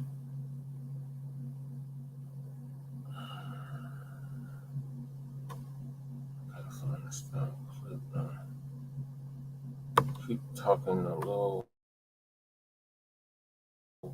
bit longer, let's see. Yeah, I feel guilty about it. Like, that's the problem. Like, we get mad, and then we want to feel guilty about getting mad, chastising our people. However, like, I look at it like the way I would look at it. I look at it like this. Much above reproach. I can't chastise. I think they're above reproach. I can't do that. I can't keep chastising y'all, punishing you because you don't want to make. You're choosing. This is like a conscious motherfucking revolutionary suicide. It's like it's conscious. Not only the revolutionary suicide, but it's conscious. Following. It's conscious. Constant compliance. Yes. Like you're consciously doing it. You're doing it on purpose. You're consciously asleep. You're doing it on purpose. You're sleepwalking. You're not trying to wait to come to some sort of come to the other side of the tracks. You're not woke. Are you gonna let me tell you? You finish. You're not awoken. You're sleepwalking. You're doing it consciously. You're aware of it. You're doing it aware. You're aware.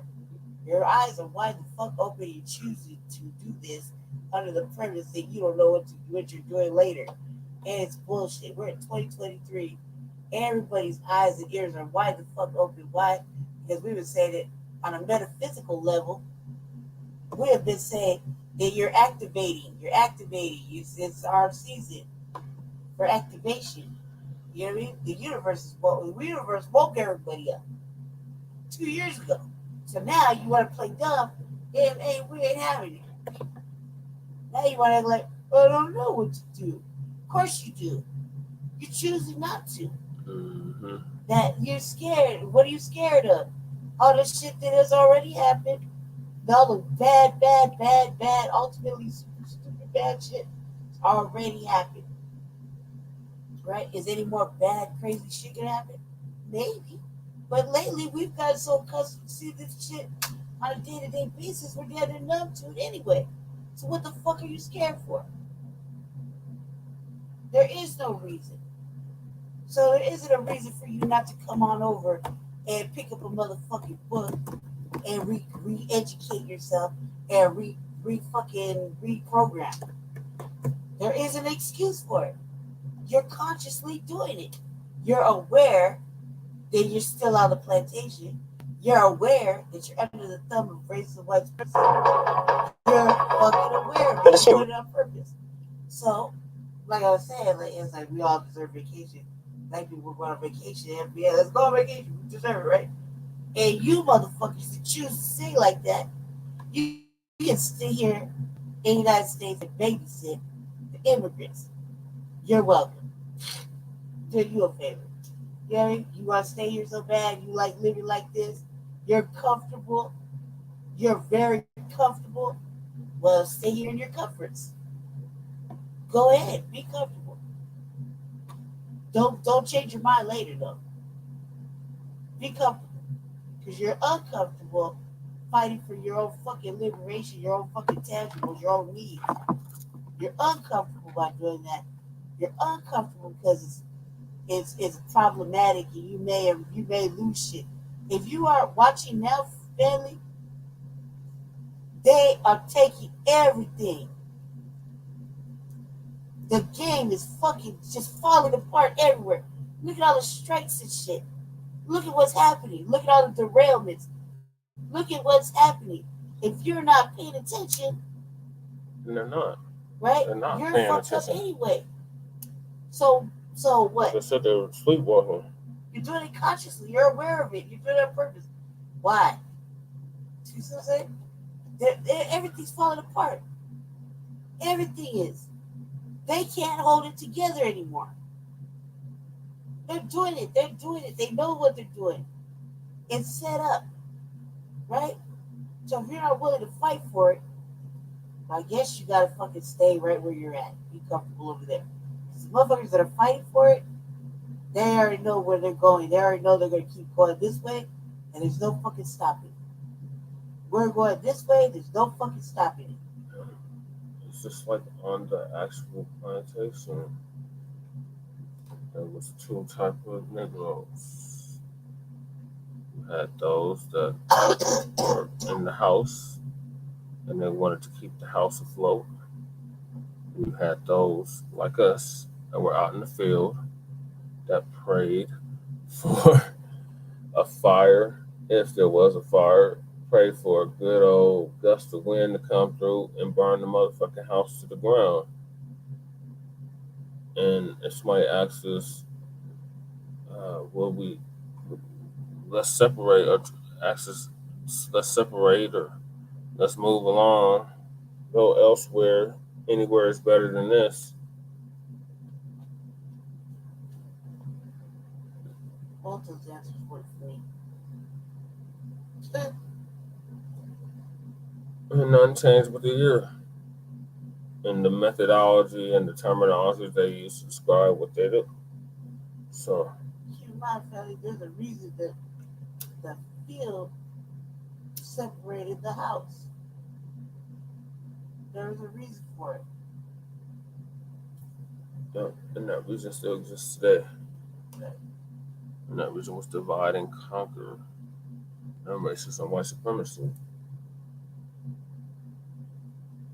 It just was more overt back then. Now it's more in the shadows, but it's still there. It's definitely that elephant in the room that nobody wants to acknowledge. And when you do acknowledge it, oh, there you go with that race shit again. Yeah, damn Skippy. Because that's what we live under, racism and white supremacy. And we wouldn't have to be pro-Black if they weren't anti-Black first. So moving on, the next topic is our Blacc Elders are under siege from these racist white supremacist developers who keep trying to steal their family land and develop it into condos and high rises that nobody can afford to live in. So in this first case, been meaning to get to this topic for months now. The sister, she's a great grandmother, and she's being sued by Hilton Head developers down in South Carolina, which I have roots in South Carolina. My great grandmother was a sharecropper in South Carolina, and for those that don't know, or definitely should know, Charleston was a major slave port.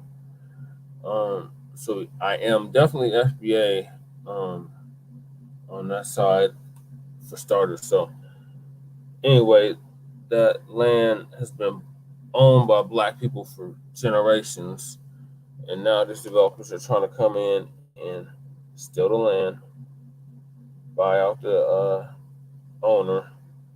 current owner, push them off the land. So this is from Cartoon News Network, or Caucasian Nazi Network, otherwise known as CNN.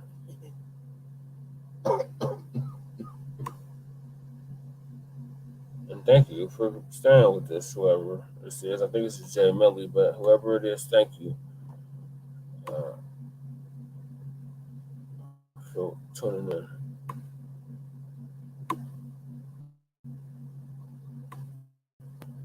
Over legacy and land. That's happening right now on Hilton Island in South Carolina. Hilton Head Island, South Carolina. 93-year-old Josephine Wright is at the center of a lawsuit that's picked up attention nationwide. This development goes up around Josephine Wright. His sister is 93 years old, and they're trying to force her off of her family's land that she's had for generations. So niggas always talking about we need land.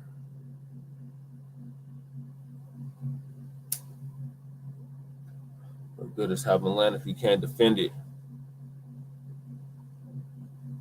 If you can't cultivate it? If you can't do nothing with it? Like we seen with Bruce's Beach not too long ago in Southern California. They ended up having to sell the land back to the city because they couldn't get no monetary profit from the land that was stolen from their family over 100 years ago, and due to the building codes in their jurisdiction, they were not able to capitalize off the land that was repatriated back to them. So here we go. Another by design moment. Her home, she's literally in the middle of what developers hope could be a new home community. But for Wright, so much more. CNN's Diane Gallagher reports. We are connected to this land. Our blood runs these trees. No matter what, we will keep this land. So this land's going to be here with us. If it's going to be another 200 years, that's the way we look at it. But not everyone has that same view. The serene marsh and sandy beaches of Hilton Head Island have been home to the Gullah Geechee community since before America became America. But today, community members say development threatens those families who still call it home. Why should we give up such a precious gift that God has given us? Josephine Wright has lived in this house on Hilton Head Island for 30 years. But she says her family's home has been on this land since the Civil War, purchased by freedmen and passed down for generations. Yes, freedmen. That's what the hell we are, Black family. Foundational Black American, descendants of American chattel slavery, freedmen. That is our status, our protected status in this country.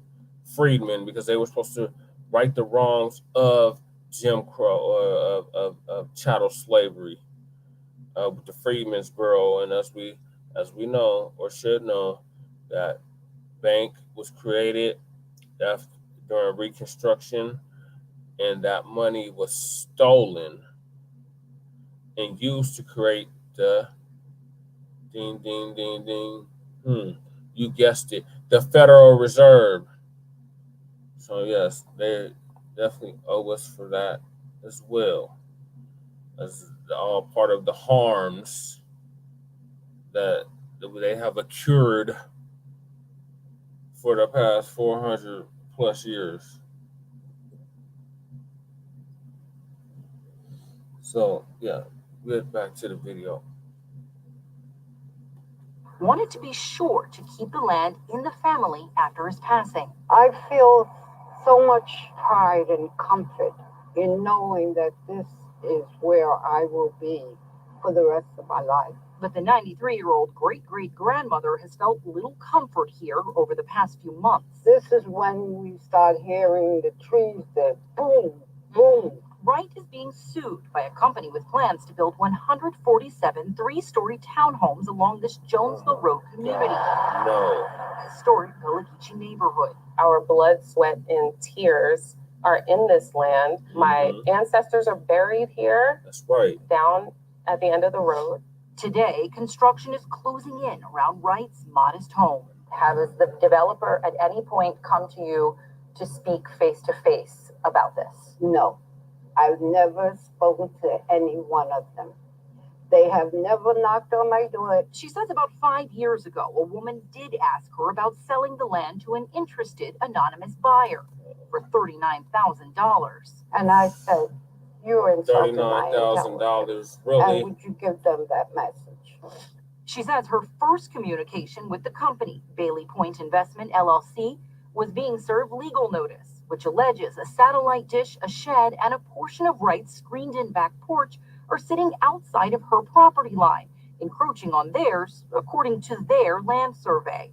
The lawsuit seeks removal, plus just and adequate compensation for its loss of the use and enjoyment of their property and expenses related to delays in development. Bailey Point says that the corner? That little corner is on their property. So the issue is that corner? Yes.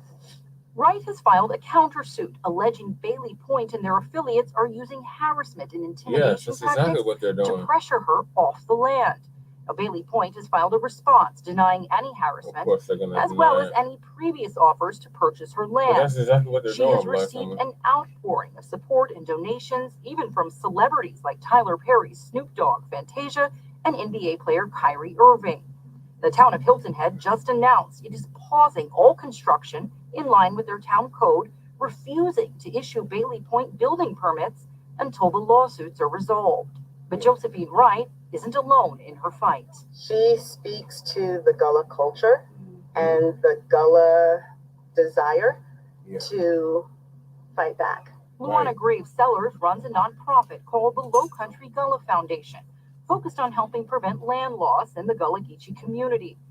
Her nonprofit estimates that since Hilton Head Island became a vacation destination after a mainland bridge was built in the 1950s, the Gullah Geechee have lost nearly 2/3 of their acreage, mostly due to rising property taxes and problems with something called heirs property. How pervasive is that on this island now? It's pervasive here, but it's pervasive throughout the South. And unfortunately, heirs property is the primary way that Black people in America are losing their land. Heirs property is a type of land ownership where a single property may be inherited by multiple members of a family for generations after the original owner passes away. But there's often a lack of clear legal documentation, making families vulnerable to land loss when there are disagreements within the family over selling. In some of these cases here, the land is being purchased by developers. Just look at this.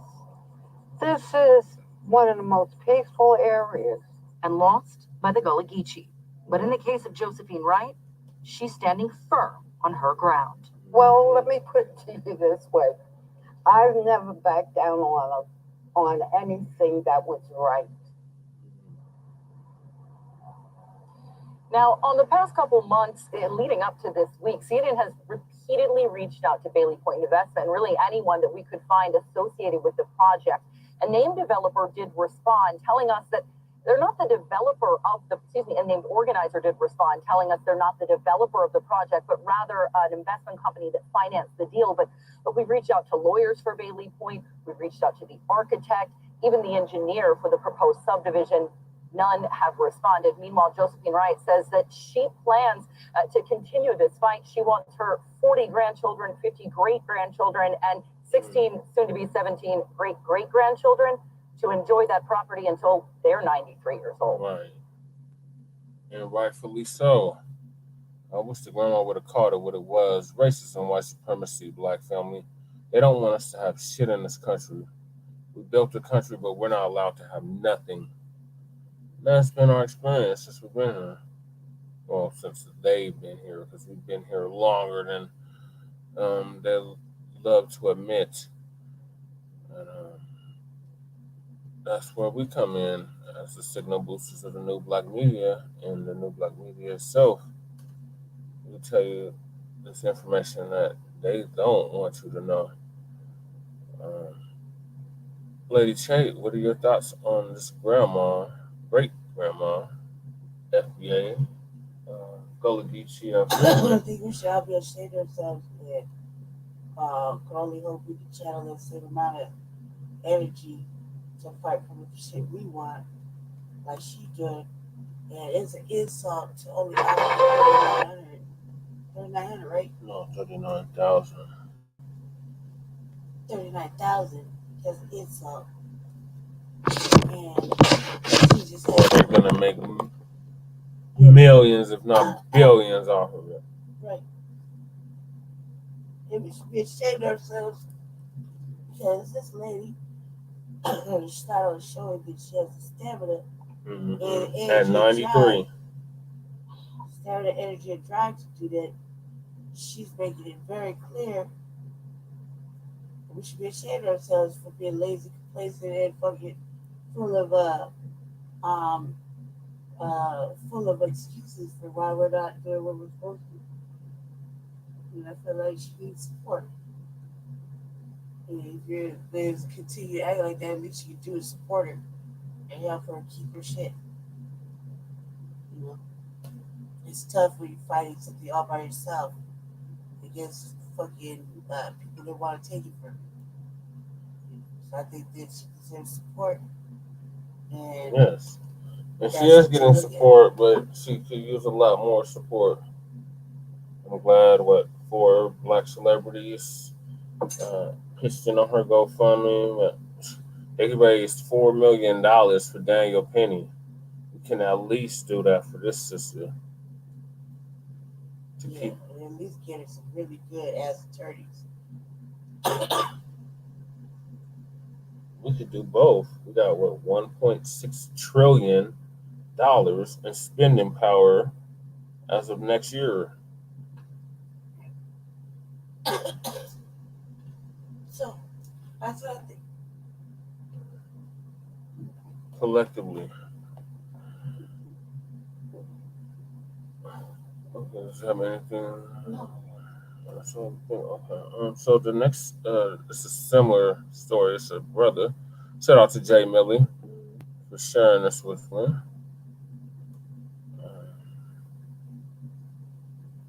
Similar situation. I'm trying to remember what part of the country it is. I think it's in the South. But the South could mean anywhere south of the Canadian border.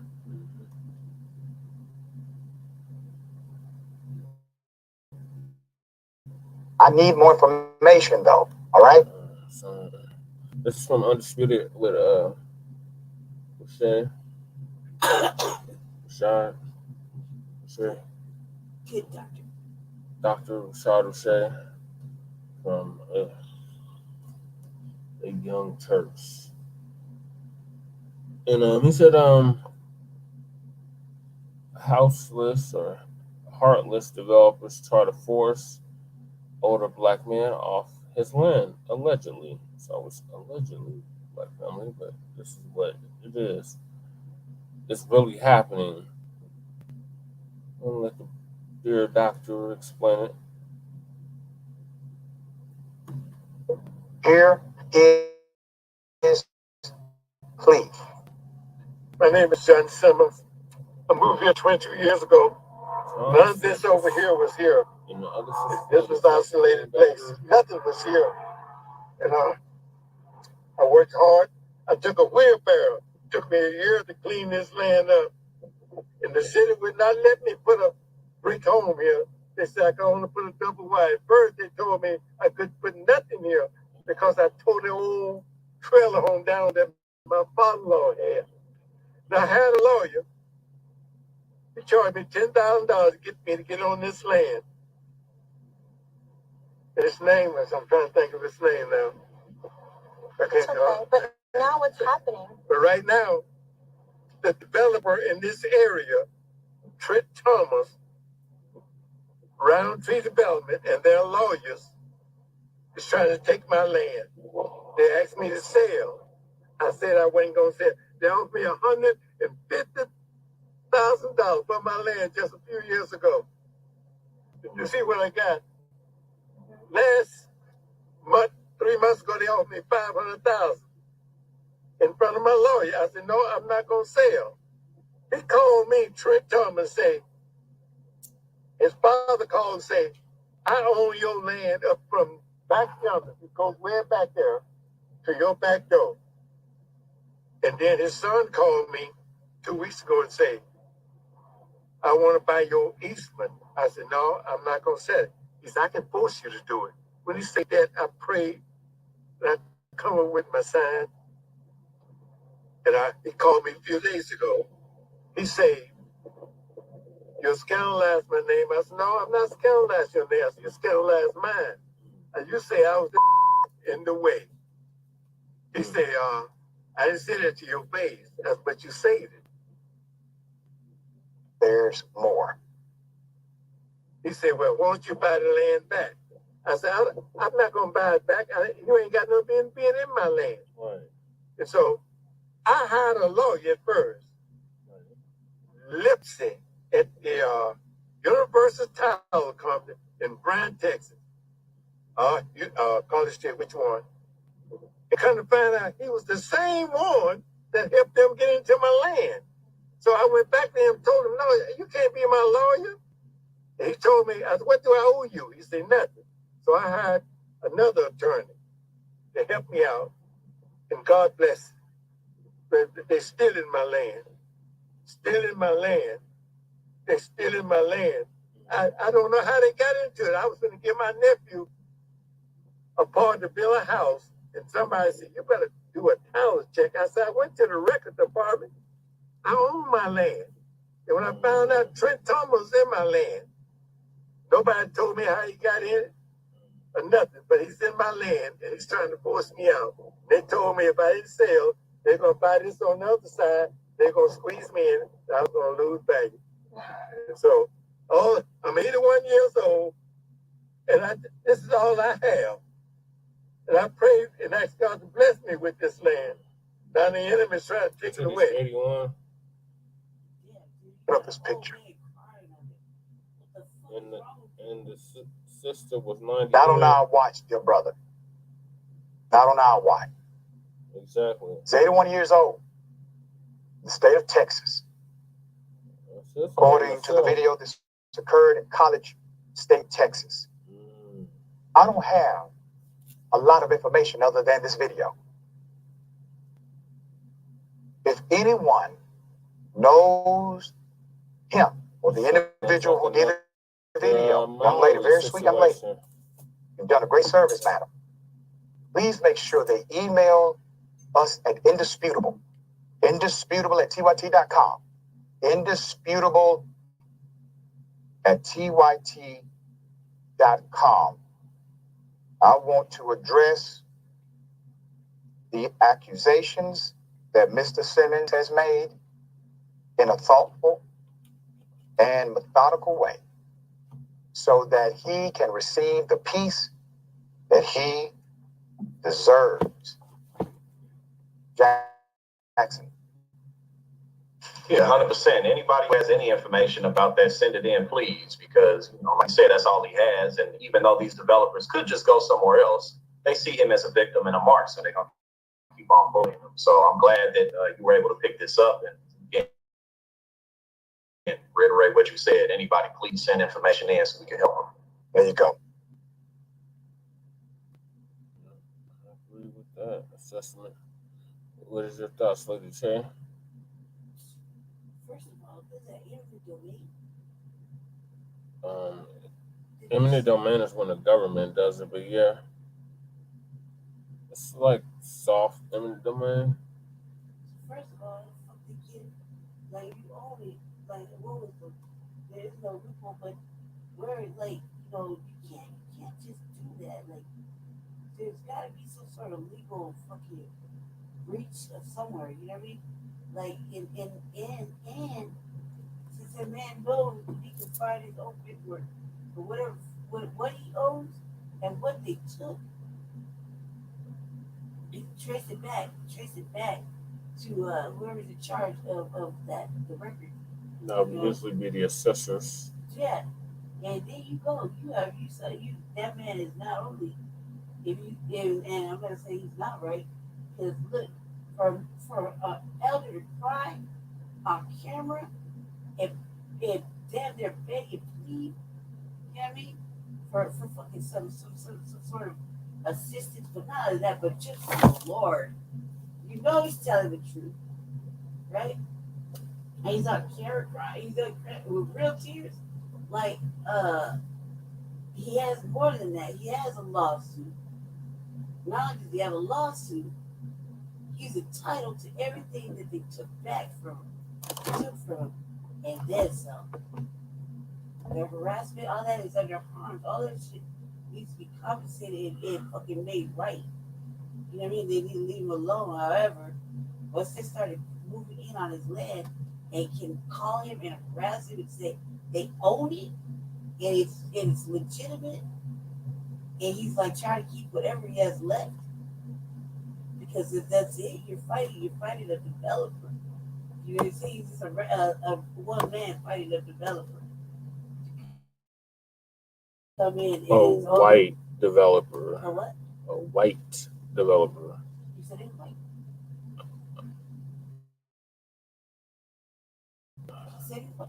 You think it's a black developer? Doesn't matter anymore. Doesn't matter anymore.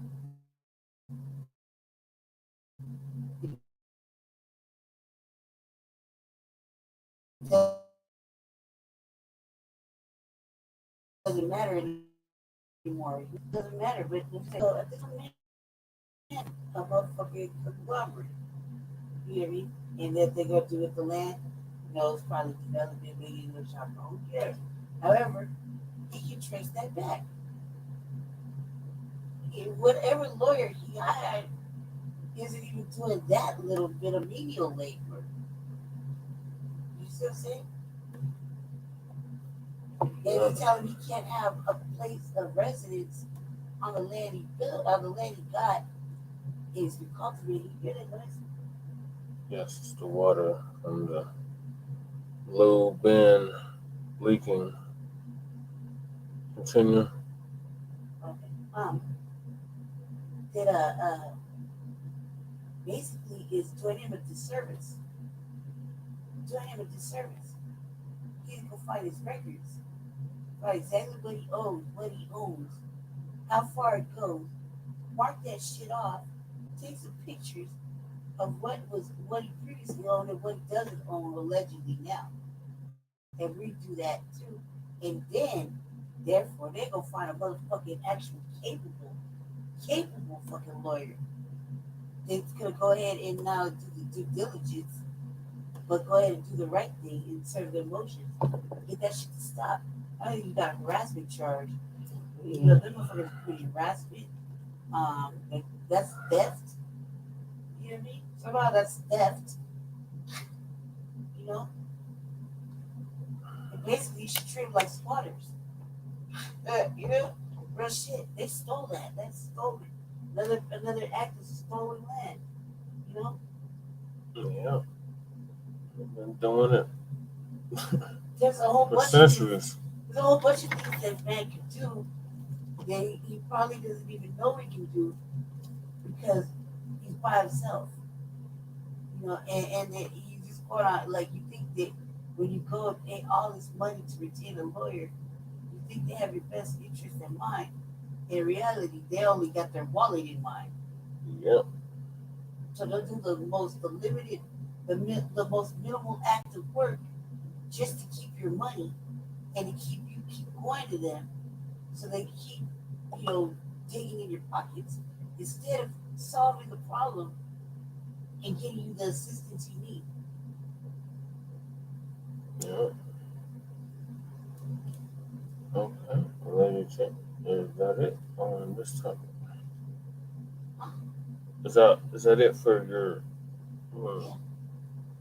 commentary on this topic? Okay. So yeah, I agree with everything Lady Chase said, and this is a damn shame that in 2023 we're still dealing with this, but we are at war, Black family. It's really high time that we realize that and act accordingly. I hope this elder, this brother, gets the help that he so rightfully needs and deserves and should have. I would tell that man to whoever's doing that, really figure out what was lost and what he has left. Figure out what's going on around that shit. They really are so adamant about taking it. You know what I mean? So like, what was building up? What are they? What's really being cultivated right there? It's prime real estate. Yeah, but what's going on right there? What is built? What was being built right there? They said they're gonna build town. They want to build townhomes, 3-story townhomes. Yes. Yes.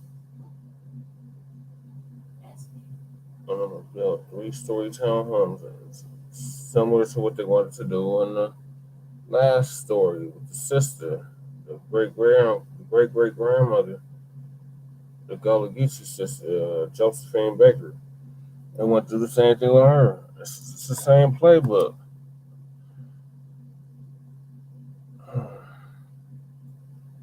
So we have to fight against it at all costs.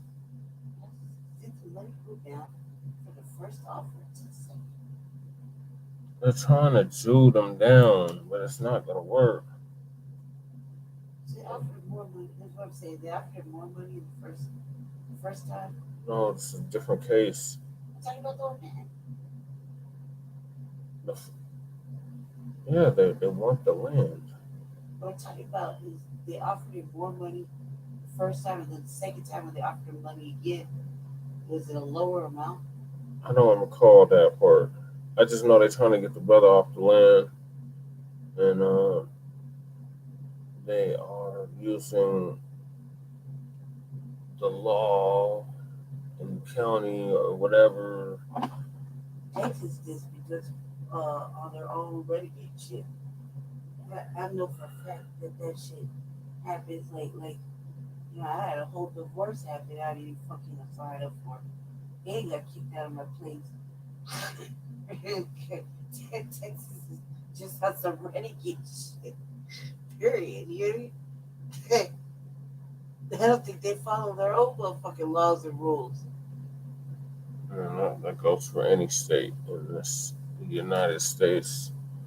The law's as good as its enforcement, and they pick and choose what laws they want to enforce based off who it benefits or doesn't benefit. So I'm gonna move us along because it's getting kind of late, and I got the food bank in a couple hours. So the next topic is Blacc Mayors are under attack by racist and white supremacy in the South, but it's happening everywhere, not just in the South. But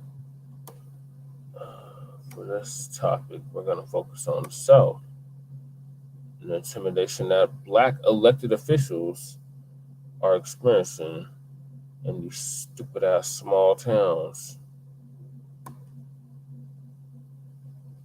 Shout out to Jason Aldean.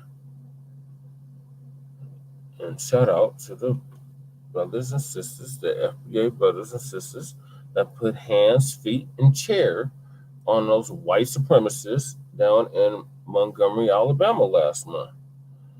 Keep that same energy. Now, this case right here is about a mayor, Black mayor, got elected. It's often a straightforward process, and his white constituency has locked him out of the city hall.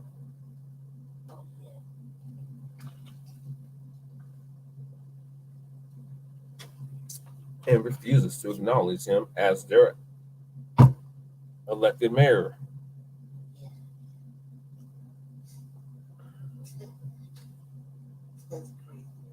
So this is from ABC News, fair use PewTube. this country, you hold an election for office, a clear winner is declared, and that person assumes the position once the votes are counted and certified. But New Bern, Alabama is a bit different. They haven't held elections for years, with a position often handed down from father to son for multiple generations, until one man went against the norm. And he says it's led to him being blocked from his mayoral duties for years. Now the battle over who's really in charge is at the center of a federal lawsuit as tensions run high. Our Steve-O Salami has the tale of two mayors.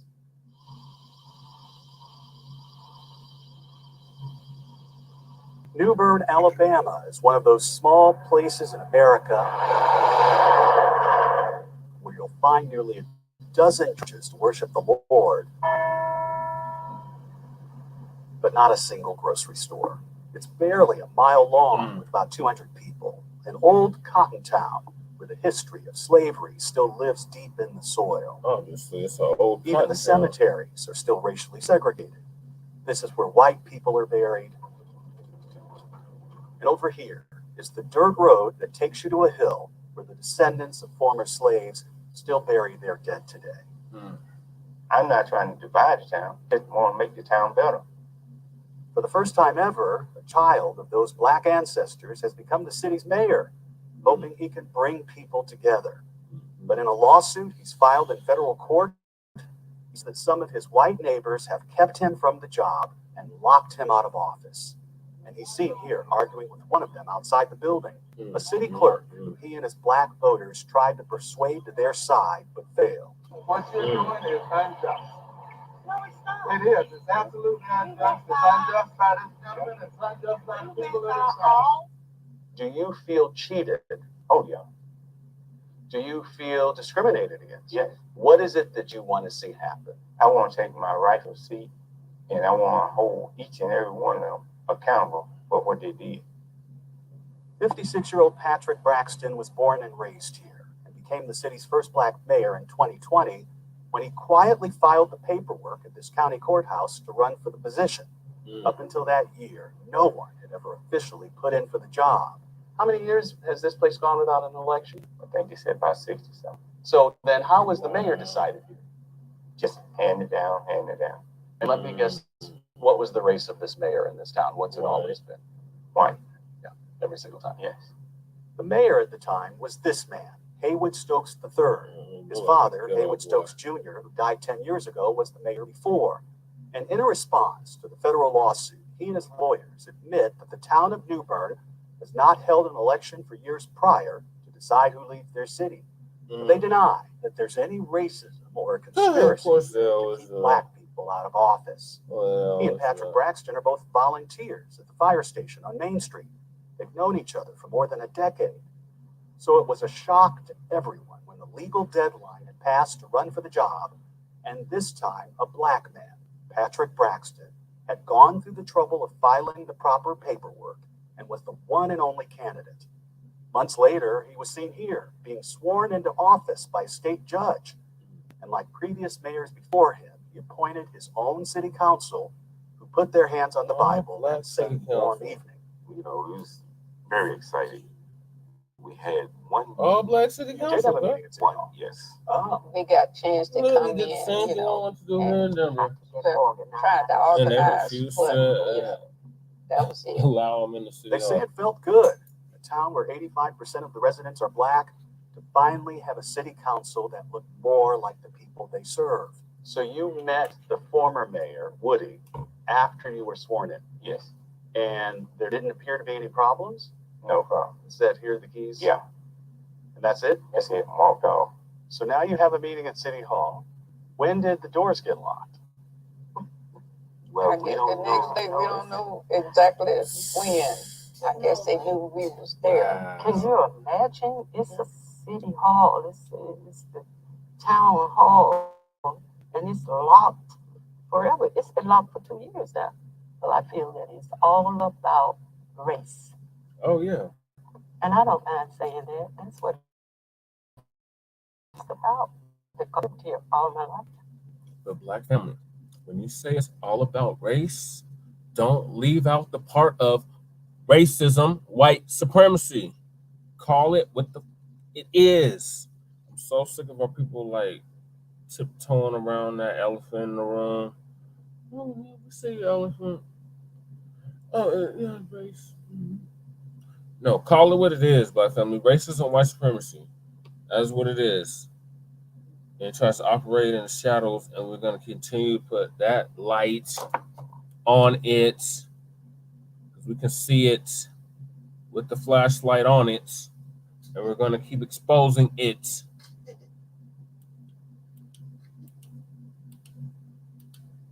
So, with that being said, I got to continue playing the video. I just have to get that part out. According to their lawsuit, they're also locked out of the city's accounts at this bank on the other side of the county. Meanwhile, the Black City Council members say that the old city council continues to collect taxes, pay the lawn crews, and somehow conduct regular business. Do you even know who's holding the meetings? No. No, and they must be holding it in a private home. You may hang up or press 1 for more options. We tried more than once to get the former mayor's side of the story, knocking on his door when it appeared he was home. He didn't answer. In court filings, Woody III explains his position, accusing Mayor Braxton of living outside the city limits, which would disqualify Braxton from being the mayor. And it is true that Mayor Braxton has more. So that, based off of that, Drudinski should not be running anything in Aurora. I don't even talk about Aurora. She lives outside of the city limits. I know. But that they only apply that rule when you're black. Just like they did with Lacey McDonald. He tried to run for school board in Denver, and they said, "Oh, you can't do that because based off of technicality, because you're registered to vote in Aurora." I mean, that's like again, are people not reading? You know what I mean? You read like read. Well, he went to the courthouse and filed the paperwork. I'm pretty sure he read that part where you have to actually live in the. That's like the top 5 things, like right there. This is dumb. The fact that they even let him put it in the fucking filing and then turned around and did it after the fact, that's the problem right there. But I always say this, family, just to give you an update. I'm no longer. I didn't make the ballot. I didn't qualify, and let him tell it. Okay, and that's all. That's all I want to talk about. So if we go on the assessment of what they're gonna say. I didn't make the ballot. I didn't qualify, and it is all about time constraints and communication, really. So they said they vocally told me I could not even do a write-in position. I could not represent any format. The way it happened was so fucking upsetting. I don't want to talk about it, period, anymore until whatever, like never again. But not that I won't run again. I just don't want to talk about it because it's so fucking upsetting. The way they handled me. It was already a decision to not have me fully participate in the process, not even as a write-in. So for them to determine that, regardless of what other bullshit they said, but for them to deny me that, right, is a real problem. It's a real thing. Even in Denver, you had the option of being a write-in. You could have just been a write-in, but they told me I couldn't even be a write-in. They wouldn't allow me to be a write-in. Every municipality or city or county is different. Denver is like that, but that don't mean all the other counties are as well. But either way, like what happened was they didn't stand on their own statutes and shit that they talking about. No, it just sounds like I'm white and I say so. So if from this perspective, being in Aurora, and I tell you what I'm telling you, they'll say whatever. One word, 3 letters can tear up a whole person's vision based on 1 word, 3 letters. Okay, 1 word, 3 letters can fuck up everything. That's 1. 2, they have these parameters, but they won't stand in them. They won't stand with them. And if you're not that person, you're not the one they want to even try to pretend to run, they ain't gonna let you run. They're not gonna let you get anywhere with it. That's why it was kept out of the media. That's why it was just limited and conditional. There's a reason for that. We definitely need to have David write an article about that. It is conditional. Mine was the only one that was conditional. Right? So it doesn't matter. They had already made up their mind. So as I'm preparing, And that sounds like a lawsuit. Listen, stop. As I'm preparing to be serious about some shit, they keep throwing monkey wrenches and this and that in the mix. And so no matter what I'm combating or trying to go and figure out and do, it was me all alone fighting against something that was already designed for me to fail. I didn't know that. Wouldn't know that until I was going through it. Other people could get further along in this process of the election or the campaign, whatever the fuck they were doing back then, right? They were able to get way further ahead to election day, but mine stopped as soon as I put my paperwork in and it read on the thing, conditional. I didn't understand that. I thought that didn't mean really what I really know it meant. I just thought it was because I didn't have this one particular element. And the only reason I didn't have that one particular element, there wasn't even a reason, was because I refused to collect funds. I didn't have to. It's not a mandatory thing. It's kind of like a suggestion. Don't have to do it. You see what I'm saying? I didn't need to do it. I didn't have to do it. Okay, so it was like whatever, because I didn't have that one thing. It wasn't a mandatory thing. It was discussed, right? So either way, no matter what I did and participated, no matter how I did it, I followed their rules. I read their shit. I did what I was supposed to do. Let them tell it. I didn't qualify. And no matter what they didn't do, right? They'll say that I didn't qualify, and they denied me the process of being a writer. They denied me the process of carrying on. They said no, no, and fuck no. So with that being said, the Majors campaign to be city council at large in Aurora is officially over. No matter what I said, no matter how I fought for it, begged, pleaded, and cried for it, didn't fucking matter. I'm white and I said so. Ran that shit. You know what I mean? They denied it. They denied my participation. I didn't have to do nothing wrong except be me. Yeah, so it's just really a democracy? No, it's just them doing whatever. Right? Because they knew I was coming for them. And that confidence was so right there, you can't really deny it.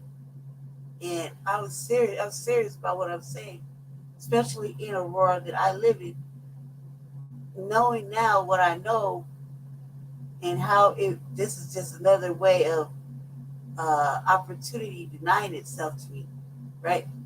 But knowing what I know now, I now know if I want to proceed again when there's another round, another election, I will never be able to change what I already won't be able to change it, certain things. I just think that I think it's in 2026. Yeah, I think that I don't think I really changed much of what I didn't do or what I did do. There was just a few little minor little obstacles. However, I don't think that would be the same little minor obstacles in the near future, right? So I think that would be over with. That wouldn't even really be a process. I'd probably still come with the same motherfucking heat, anger, and fucking. It'd probably even be worse if I applied to run again, just for the simple fact that they denied me even the option of being fucking writing, and they can't do it because it's on their statutes. I could have did it. I could have did it. They said no. Not because they just didn't want me to. Not because I can't, because they don't want me to. See what I'm saying? Mm-hmm. So it's a different experience from what Jesse went through. It's worse than what Jesse went through. It's bad, but mine is worse. See what I'm saying? Mine is worse because it started off unconditional. It started out conditional, like we're gonna let you put in the paperwork. Go ahead, have fun. doing all the work building up this shit for building up what's an event. Good job. Ha ha ha, we're laughing. You know what I mean? It's intentional. And then to deny me to deny me and not even stick to what the fuck is their rules and regulations, right? Their statutes. And say fuck no and deny me, but even the basic minimal opportunity, kept it out the media, kept it out of everything, right? On purpose, intentionally, is another fucking thing. And it's worse. It's worse. It's worse. Because I didn't even have a chance. If I would even run as a writing, there's so many things I could have did, right? Didn't matter. But they denied that opportunity. The world doesn't have that opportunity. That's what I was trying to tell you that. Like, I've never heard of a writing running in Aurora. Like, it's there. You can do it. It's in their statutes. You can do it. Okay. It might be in their statutes. It's in their fucking candidacy. I have never seen a candidate run for a rural office. That's because motherfuckers quit. They don't have the fucking gumption. I didn't matter what would happen. That should be my fucking right. It's written there. It's possible. It could happen. They won't let it happen. They said you have a certain amount of time to be a writer. Doesn't fucking matter. They said no. And it wasn't even the actual clerk. It was the deputy clerk. So it doesn't fucking matter to me. No means no, and you can't talk to higher up people because they'll stop that shit too. So I fought for it, family. I fought for it. I begged. I cried. I fucking fought for it. And the reality is no. I said no. That's all that. That's all they have. So it's over with, family. But try again in the near future. Maybe. Let's see.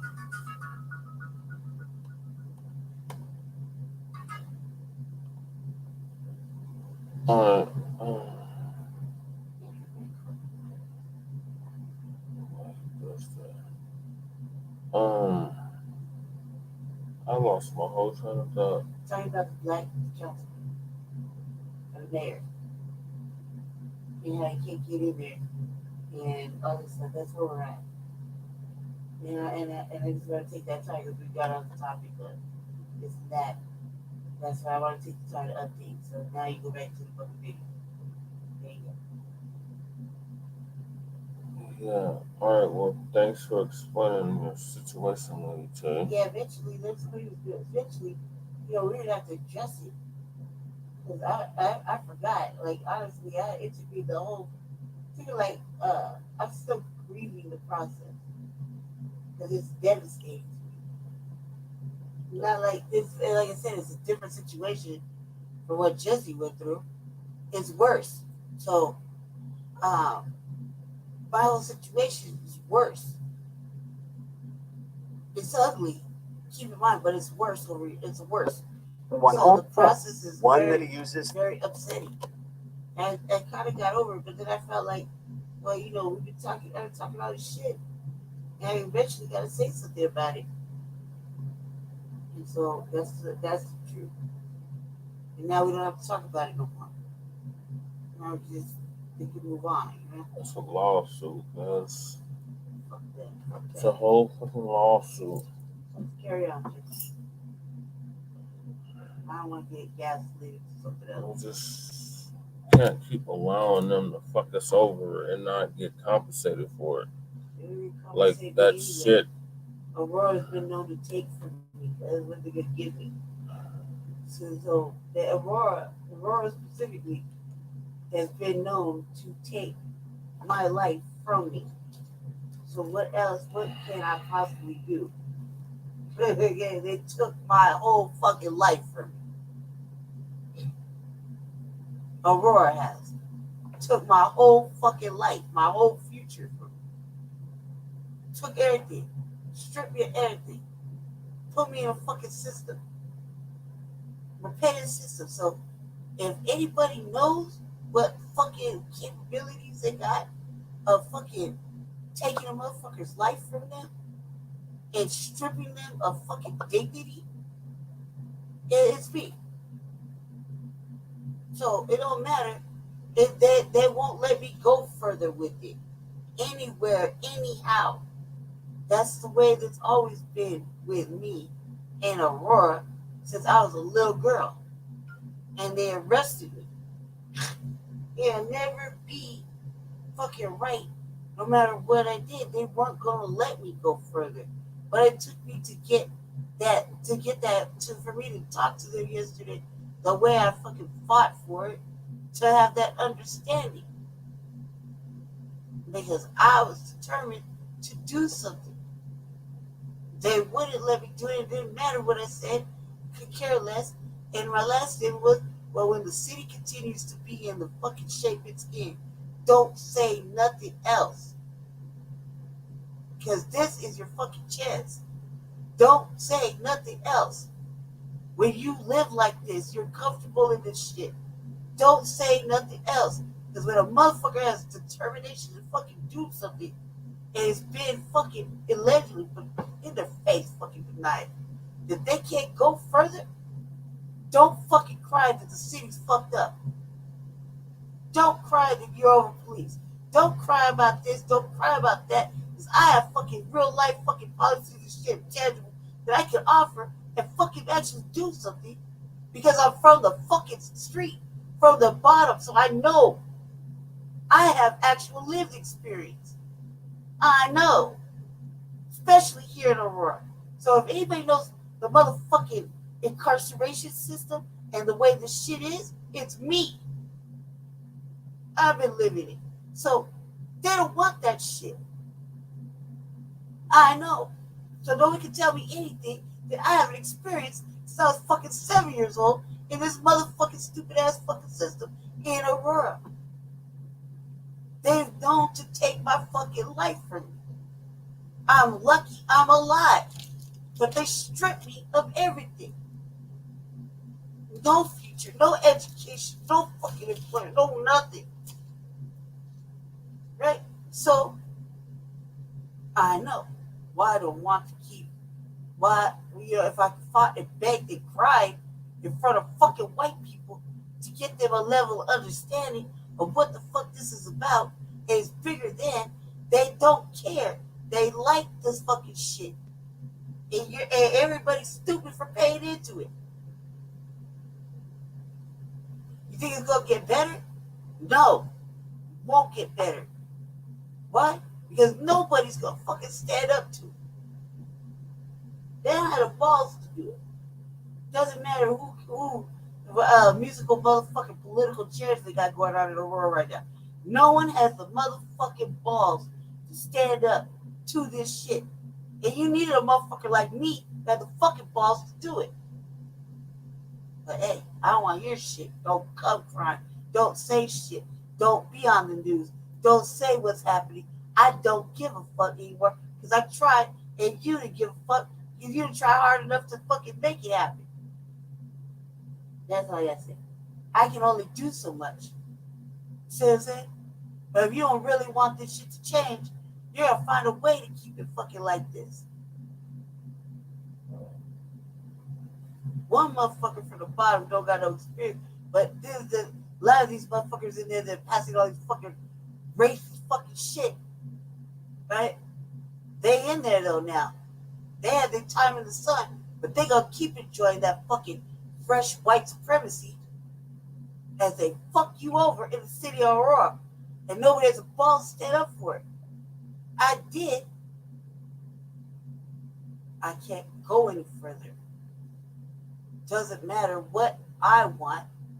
I can't go any further. It won't be legitimate. It's not legal. That's it. So that's it. It doesn't matter what I want or how I feel. Legally, legitimately, I have no horse in the race no more. They took my horse out. The race is still running. My horse is not in the race no more. There you go. Okay, well, thank you, Lady Check, for the update. We'll get back to this video about the Black mayor of Alabama being locked out of City Hall. As his city residence that he rents, and this one where he lives with his family outside the city. Here's where it gets more complicated. Mr. Woody Stokes is arguing that he gets to hold on to the job because of a special election he claims was held in October to vote on the new city council, weeks before the Black city council was sworn in, where only the old city council members qualified to run, and because of that, kept their jobs. He says his old city council put him back in charge. But in his lawsuit, Mayor Braxton says that his side didn't even know that a special election was happening, and says that if it did, it was no good, saying that it took place in secret and that no notice of a special election was ever published. Y'all just need to go on with what you're going to do. Not a story here. We went to the Mercantile Store, a small diner across the street from the town hall, a place that Black residents say is ground zero for Mayor Braxton's opposition. We were told to leave the room. You just need to go on. It's a black, it's going to be a black and white thing, and y'all know that. If you're living and you're working here, someone can make your life living hell. It can really affect you, your family. You will be quiet. On our walk with the mayor, the few white residents we met who support him were only comfortable telling us so off camera. You see what I've been trying to tell you? Yeah. That people are afraid. Yeah. Of what? I don't know what it is. They friends, who gonna stop speaking to them? One small exception was the kind woman working at the town's new library who didn't really want to take a side. I think it's very unfortunate for the town of Immigrant to have to go through this conflict, and I'm hoping that people will listen to each other and be graceful with each other and come together as the Nubian community. Laquina Lewis has become sort of a political activist who works with the mayor. Who's everyone afraid of around here? You tell me. Power, the power structure.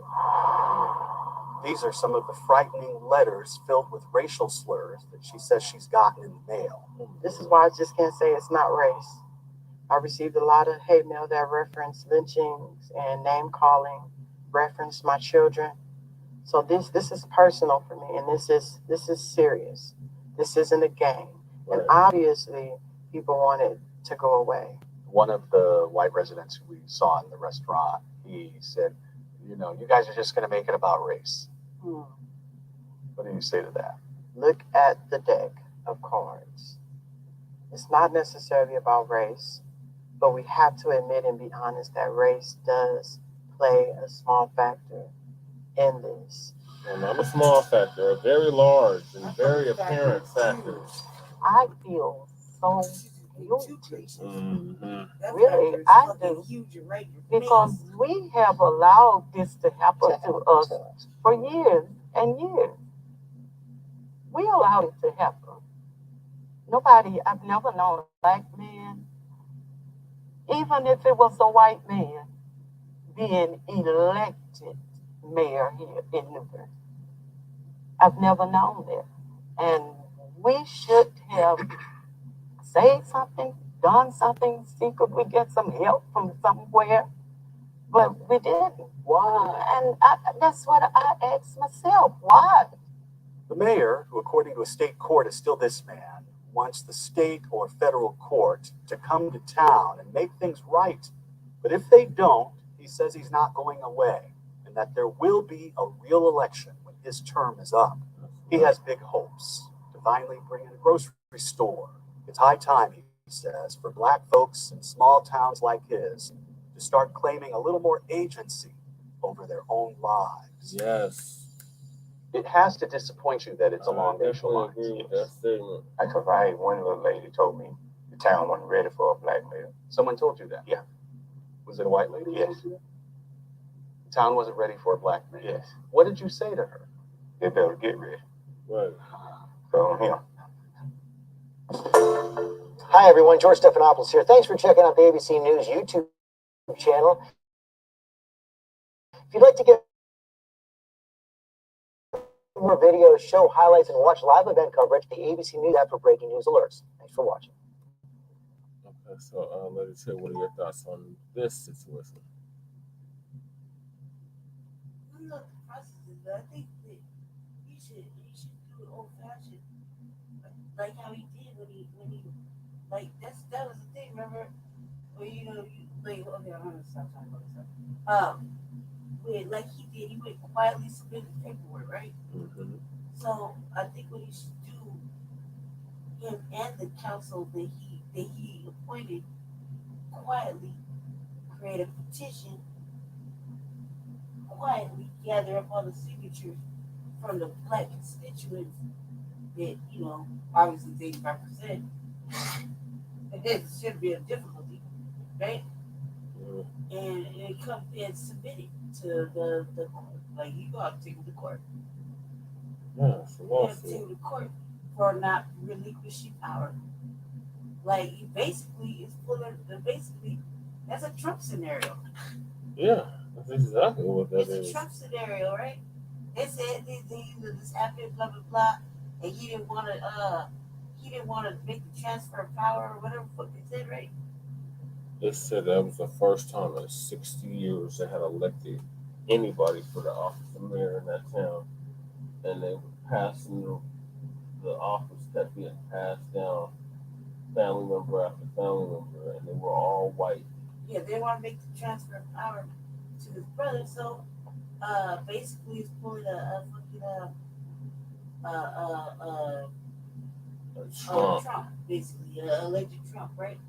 So he's gonna have to take him to court and fight for it, and take it as far as he can get it up there, because that's the only way it's gonna stop. And then so you got the white man saying he's the acting mayor, but the reality is the brother's the actual mayor, right? Legally, yes. So legally, the brother, since he's the actual mayor, he's gonna break them motherfucking locks and change them. Force his way up into the city hall. Force his way up in there. And they would charge him with what? Getting in his own office. They would give him an OJ. It'd be an OJ type situation. I'm sure. If you're the legitimate motherfucking mayor, why can't you change the locks? It's just white, and I said so. Surely there's a black locksmith somewhere. You know what I mean? Pay that extra fucking $50 gas to change the motherfucking locks and get up in there. Power's taken. You gotta have to take this power. You gotta have to take his shit. Well, what did the sister say at the beginning of the video? Black people are scared of power. That's what I would think you'd have to do in a small little area. The worst thing that can happen, which is probably the best thing actually, is that he get arrested. That's basically what it's gonna come down to. You have to get arrested. You chain yourself to the motherfucking door if you got to. You're gonna have to take your fucking seat. Pull a Bernie Sanders. But for real, like if anything, motherfucker go learn how to be a locksmith and go back change the motherfucking locks in the middle of the night. That's what happened. Everything happened in the middle of the night behind closed doors. Well, you gonna have to get gritty with it. Yeah. You got to treat them like it like in the middle of the night.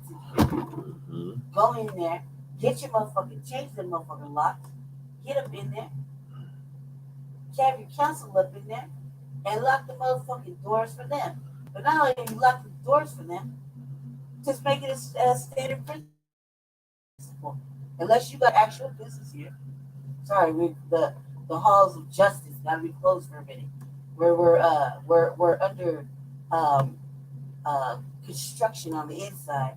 We're good, we're putting our stuff together. But we're not conducting real business right now.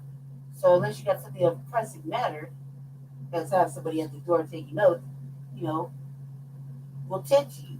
If not, please go back and wait. We're gonna be up and running in about a month. You see what I'm saying? He can do that if he's a legitimate mayor. The worst thing is, and if they arrest him, look, make sure you get on the news with that. You know what I mean? Make sure that somebody's recording that. Make sure that when they arrest you, You keep hollering, it's because I'm black. And calling a spade is racism and white supremacy. Make sure they know that this is what it is, because if they go above and beyond to make sure that you don't get to work, they're also making sure that these families are under threat. You see what I'm saying? Yeah. So everything now should be we're at war, treated as such. Power is taken. Go take the motherfucking power. If you gotta treat your power, man, go take your power. So say, like, he has the grounds to stand up, and he's a legal, legitimate motherfucking mayor. He has the grounds to stand up. They don't. Grandfathered in is not fucking legitimate grounds. Right. It's just lazy complacency, racial white supremacy, not wanting to fucking say, we gotta take this L now and go ahead and relinquish our keys to the very people we've been lynching and oppressing. Literally said it was a cotton town. Okay, is that it on that situation? Like you said? Yeah, that's awesome. But we have other topics to get to. So, there's another situation in the South, ironically enough. Not in Alabama, though, this time in North Carolina, where our good old friend Joe Gibson is from. This is in a town called, what the hell's the name of downtown? Edith or something? Edith, North Carolina, where the black mayor who was running for mayor at the same time I was running for mayor of Denver and of whatever town he's the mayor of in North Carolina. The name escapes me right now. Enfield, North Carolina. So the brother won, and he beat out like 3 other people or something to that extent, and he won. And now he is receiving racist leaflets, flyers at his workplace, and they're trying to charge him with. He's under investigation for racist leaflets, so they're trying to make him the perpetrator. He is under siege, and I believe this town is predominantly black. There's the white supremacists in the town. They don't want him to. They don't want to relinquish power to him, and they're mad that they have to relinquish power to him, and now they're sending threats via leaflets. So this is also undisputed truth by Dr. Rashad Rashay, and we're gonna let it play. An indisputable exclusive. The mayor is under investigation. The mayor that you know, that I know. This is going to be an interesting dynamic. Mondale Robinson, who spoke out against Confederate monuments, tore them down in his city. Yeah, damn skipping. Racist leaflets started to be passed out in his community. He called for an investigation. They are now investigating him, according to the narrative. Let me give you a recap. Here it is. Blacc Mayor has been targeted, is now under criminal investigation because he decided to remove Confederate monuments that he had permission to remove. Let me go to the first video. Here it is. Yo, it's not for this monument to come down. People voted. I tried with a hammer. That wasn't enough. So now here come the tractors. Drop it down. Yes, sirs. Yes, sirs. Yeah. Yes, sirs. Death to the Confederacy around here. Yes. Death to the Confederate in this town. We're just tied off right here. I tied that piece up. All right, let's put the picture up full mass. He's the mayor of Enfield, a remarkable take action leader.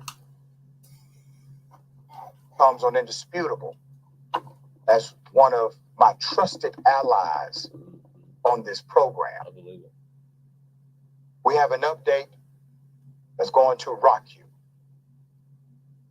That criminal investigation back then against Mayor Mondale Robinson was dropped with no charges.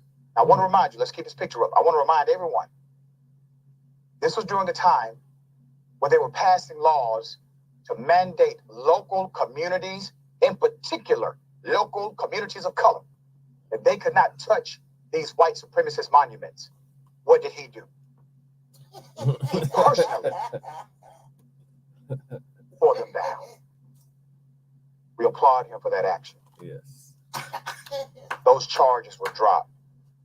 But now, according to the mayor, the SBI was at his mother's house to investigate him. He says this is in regards to racist leaflets left around town after the removal of the monument. Okay? You see the leaflets, right? The letter that was left in many residents' yards reads, quote, "White people of Enfield, you have let an N-word tyrant stomp on your heritage. What will you do? Don't let them get away with anything." Signed, the Loyal White Knights. That's the largest section of the KKK. So Mayor Robinson has also received multiple threatening emails and letters delivered to his home and town office, which, according to him, have not been picked up or investigated by authorities. You see them right here. The letter states such things like, "You are a dumb piece of ish N-word who should go to jail," end quote. "Blacks are inferior beings and really just plain stupid," end quote. "And you will be watched closely. Persons will address you while you are working, when you are in public, and during your everyday outings." The White Knights also mention him directly in their outgoing voicemail. We have that voicemail. Here it is.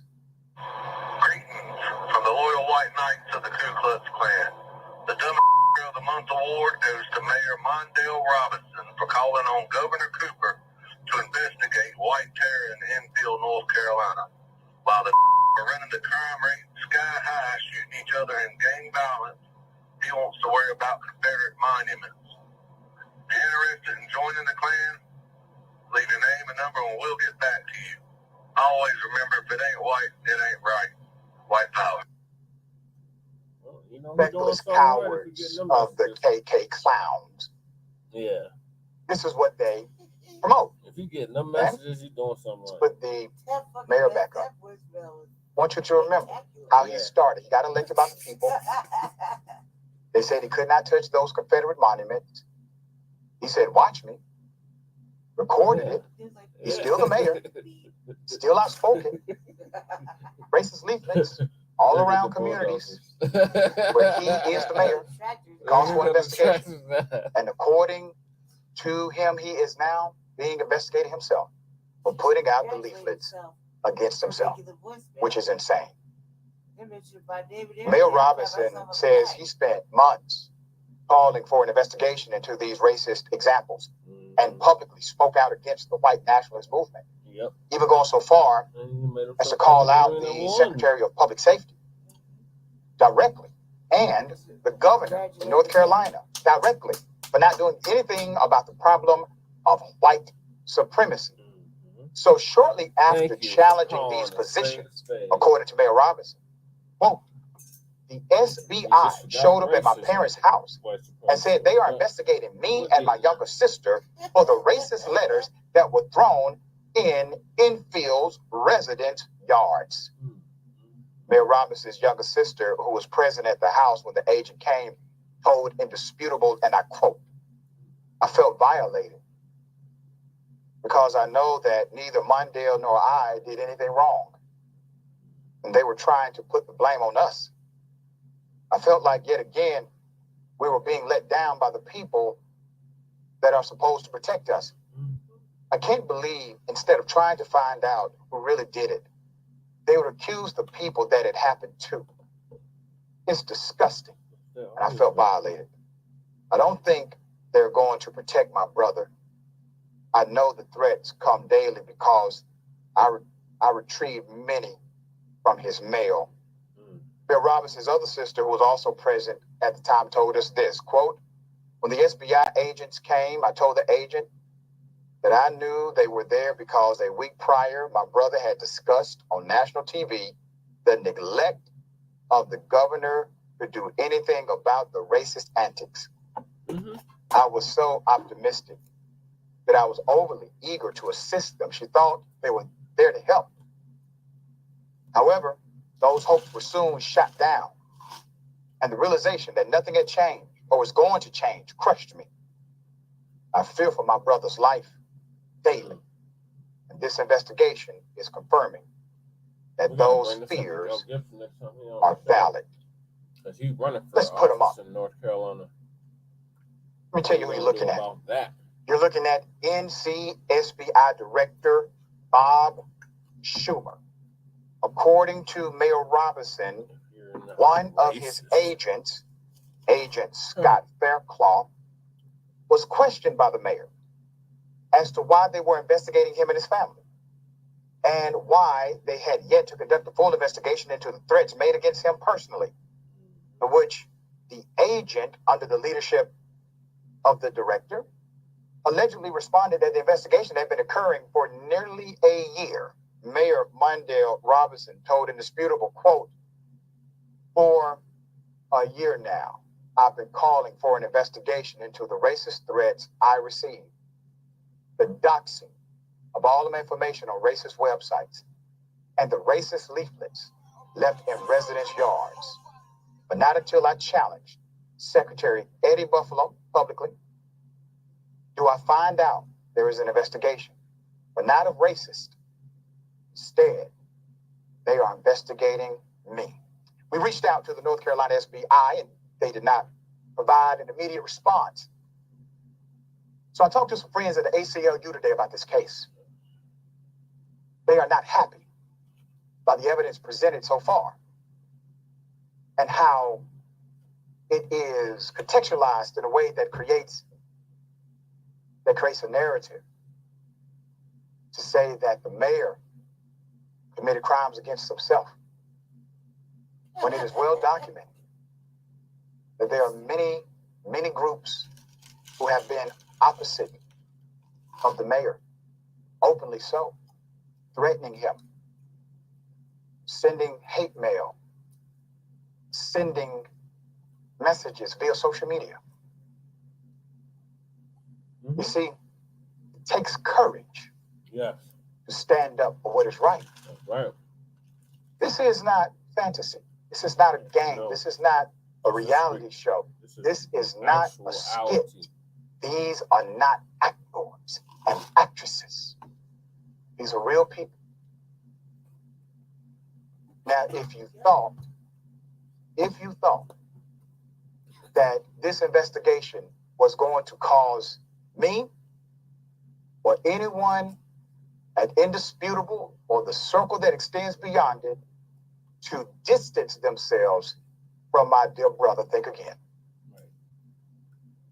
This has caused me to get even closer, knowing the level of fight you all are trying to bring to his doorstep by going to his parents' home. Little doorstep.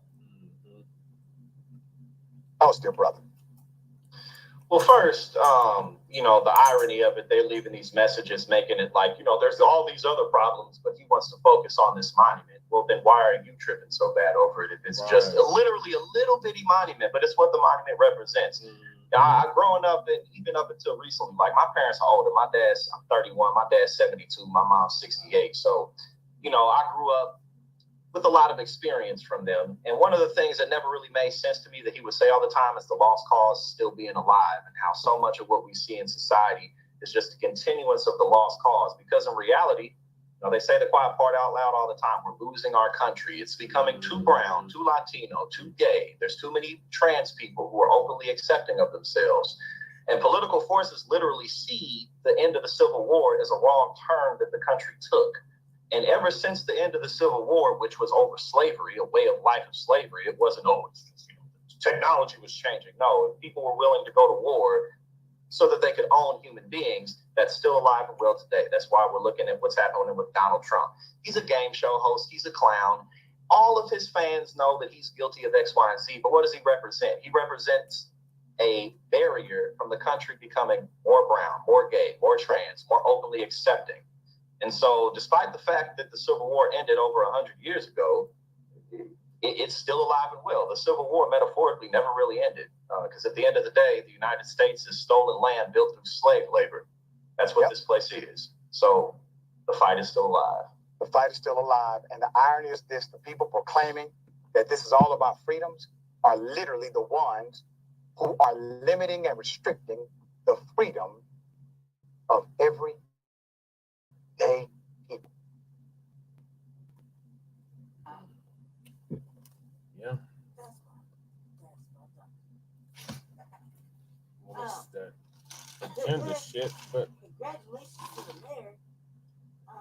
Doing such an excellent job of trying to fight it. To evade the fucking KKK's fucking voicemail. You see it as a positive, yet it's a very big negative. It's a very big negative, and them not taking him going to the governor and all this extra it shit. reminds me of the emails I used to get. Yeah, then him going to the governor trying to get help.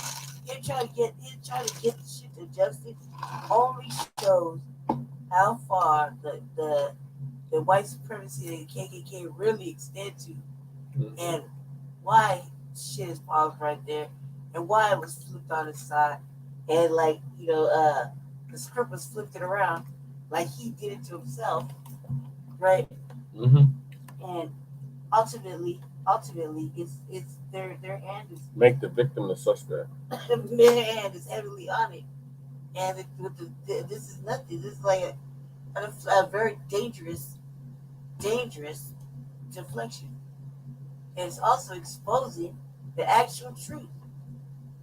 It's exposing it. It's not even pretending to expose it. It is exposing it. You know what I mean? That like the voicemail said, that white is right. What is it? White is the right. White is white. White is right. Yeah, something like that. Yeah. That's the way they're gonna keep it, no matter what. They're taking away their heritage. Yeah. You do this, you do that. Sir. We must see this as good revolutionary positives, as though also two very dangerous ways. And so I'll say this: we know if something happens to this man, he did not commit suicide. Right. No way, shape, or form. So you know who did it. If something terrible was present, nothing happens to that man. All you gun clubs. And you continue to fucking terrorize motherfucking And all the you system. militant organizations. Y'all need to do your own. Especially there, man. You need to do more. Like, you're in an area where you could do more. You should the NAACP say anything about this stuff? To the ACLU. You to the NAACP. I know. Come on, Black organizations. No, that's the whole point. They should. Where the Panthers at? Right. Where the gun clubs at? Right. Like, at this point, don't you think that he needs that kind of protection? Right. Like, why hasn't anybody Where the NOI at? Where are the brothers at? Where are you thinking that fuck them? Maybe you just need to go and tap in with the brothers. Where are the Pookies and Ray Rays at? Yeah, anyways, about that. No, but I'm saying, where is the community support behind this brother? I mean, granted, that's the I even hear the word of the clag. You know, my heart beats in fear too, and I didn't even see it. I just know. You know, so yeah, granted, there's probably a lot of fear, but what's up with the Panthers?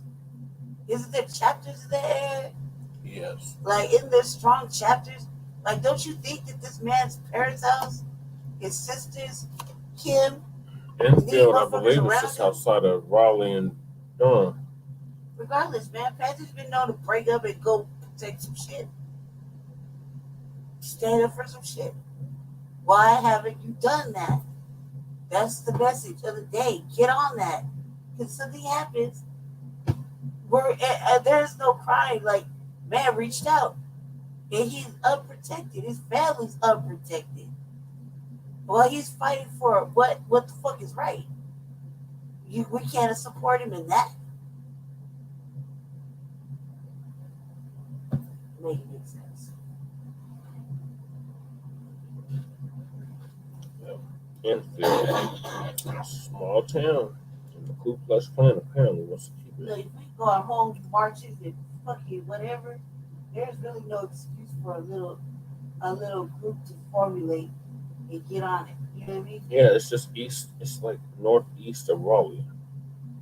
Okay, so there's really no excuse. There's just who did reach out? Somebody reach out.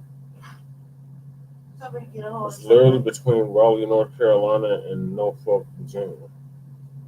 Regardless, if you're black, are you not There's chapters in both of those areas. If you're black, are you not familiar that there is motherfucking Catholic somewhere in your area? Right. Elder, non-elder, active, inactive. Yeah, surely there's a message in the wind. Panthers are over here. The town's been around since 1740. Right. So Wow. There's no excuse right now. Like, for real, there's no excuse. And if the good mayor didn't think ahead of that, if somebody reach out to them and like, you know, give them a heads up, a little notice or something, can we do that? Like, I mean, obviously, maybe it skipped his mind trying to do the right thing. I'm fighting racism, white supremacy of the class. Trying to skip his mind that he might need fucking some militant action, some protection. You know what I mean? You might need some actual black empowerment around him. Right. You know, some freedom riders, some black liberation army, something. And maybe it didn't occur to him because he's fighting the system through the system. Mm-hmm. You know what I mean? And so it probably slipped his mind. So maybe let's give him the benefit of the doubt and actually go do the work. Surely, a little group can fucking find the time to go do that and actually do some creative fucking change. Be the change, you know what I mean? Right. Participate. It's like a really small town. It's like, I think you could drive through this. I'm just saying. I think that's even better. I'm just saying, like, it's a real small town. But it's definitely They got phones, internet, right? No excuse. I think it maybe has 10 blocks. So what? There's no excuse for it. And then white supremacists is hell bent on keeping that town. White Even more supremacists. so, I think it's better than a small town, not a big city. Small town is even better to get a little small group of individuals that are with you, maybe. Yeah. I think it's even better. That's a show of you won't be bullied, you won't be intimidated. Mm-hmm. And if there's somebody writing for it, there's black people that are willing to put their lives on the line to fight racism, white supremacy. Mm-hmm. So In the Bible Belt. I don't know why you keep saying these things. It's like but regardless, it could happen. It should make it happen because the man and his family are take it to the old Southern ways of how they rectify problematic situations. See what I'm saying? Mm-hmm. They could burn his house down. They could lynch the whole family. Mm-hmm. Anything can happen. Like, anything terrible can happen. Mm-hmm. For a whole motherfucking process is gone. Anything can happen to that man and his family. Mm-hmm. If no one's even worried about concerned about his health and well-being. Look at there. Be concerned about the elders and the women. You know what I'm saying?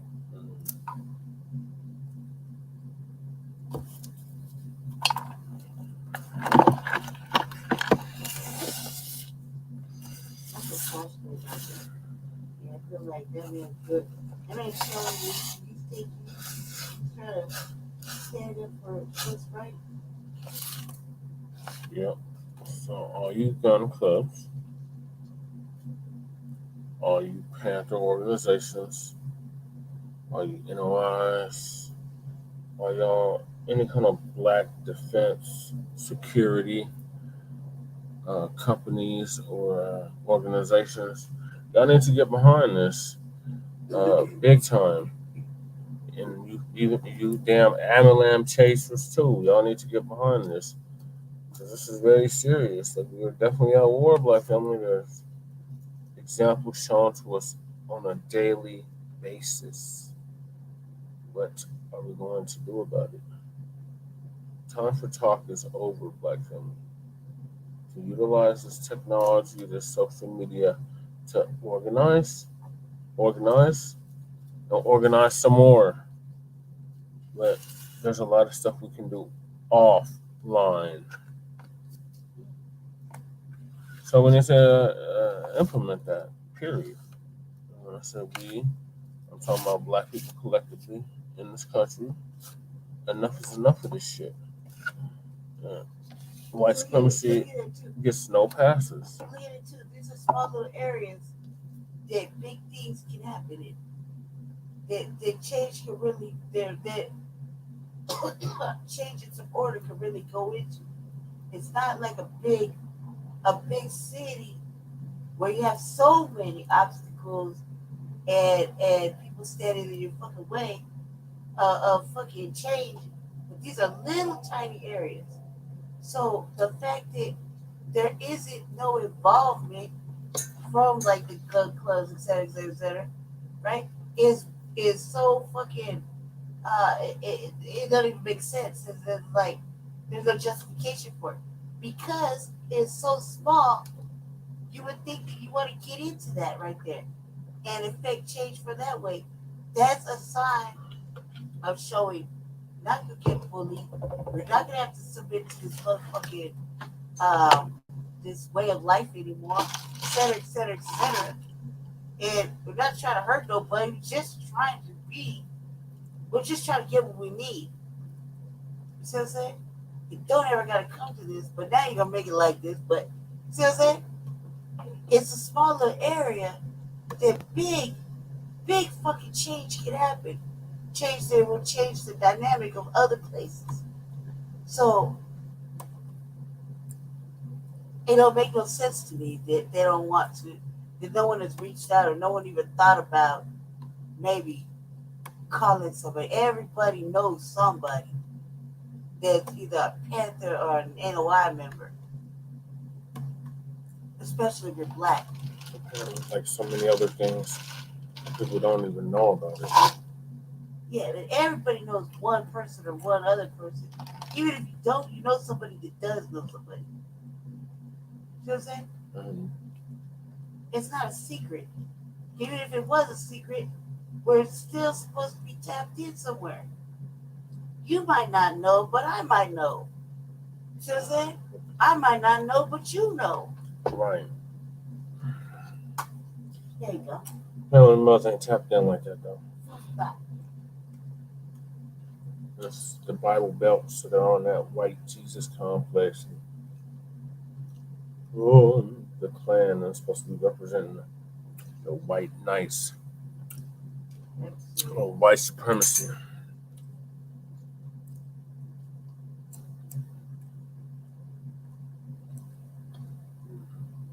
So yeah, just take a stand. That would be a good testing ground to take that stand. This is not just happening in small towns. It's happening in medium towns and large towns and major metropolitan areas. And where in this country it's going down. So enough is enough of it. It's time we definitely need to take a stand against this and protect the brothers and sisters like this that are in this situation where they're getting pushed off their land that's been in their families for generations, or they're elected officials and they're not even allowed to exercise their power in their actual elected officials. So, due to white supremacist terrorism. And we need to call it what the hell it is. That's what it is. Racism, white supremacy, and white supremacist terrorism. And enough is enough of it. There'll be no white passes given. As long as platforms such as this exist that are on some pro-black media, pro-black commentary and philosophy and ideology, we're going to continue to give them that work. Shout out to our viewers. Kind of having technical difficulties tonight, but thank you for sticking with us. Lady Ted, do you have anything else to say about the Black mayors under attack by racism, white supremacy in the South? No. All right, Black family, probably going to be the last topic of the night. The immigrant crisis angers Black Chicagoans. So the Black Chicagoans, especially on the South Side, are waging back against illegal immigrant invasion. And their coon-ass mayor, newly elected mayor, Brandon, what is his name? His name is Brandon Johnston, or Johnson, and our mayor is Mike Johnston. And Chicago, people call it's a sanctuary city like Denver, Colorado. Since December, had about 5,000, at least 5,000 illegal immigrants moving to our city, and they are here in full force, and they look like they're here to stay.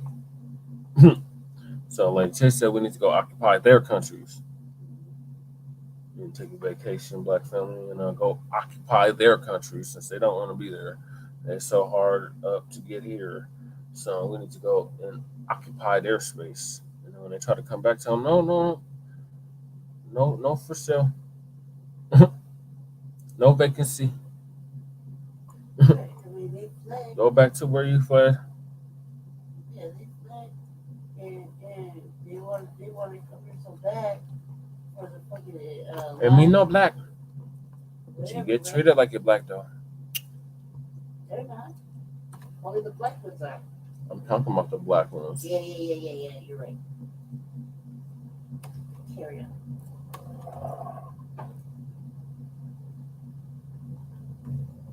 What they call them, Afro Latinos. Them ones. The ones that can actually pass for black. Those ones. And Johnson attempts to pacify.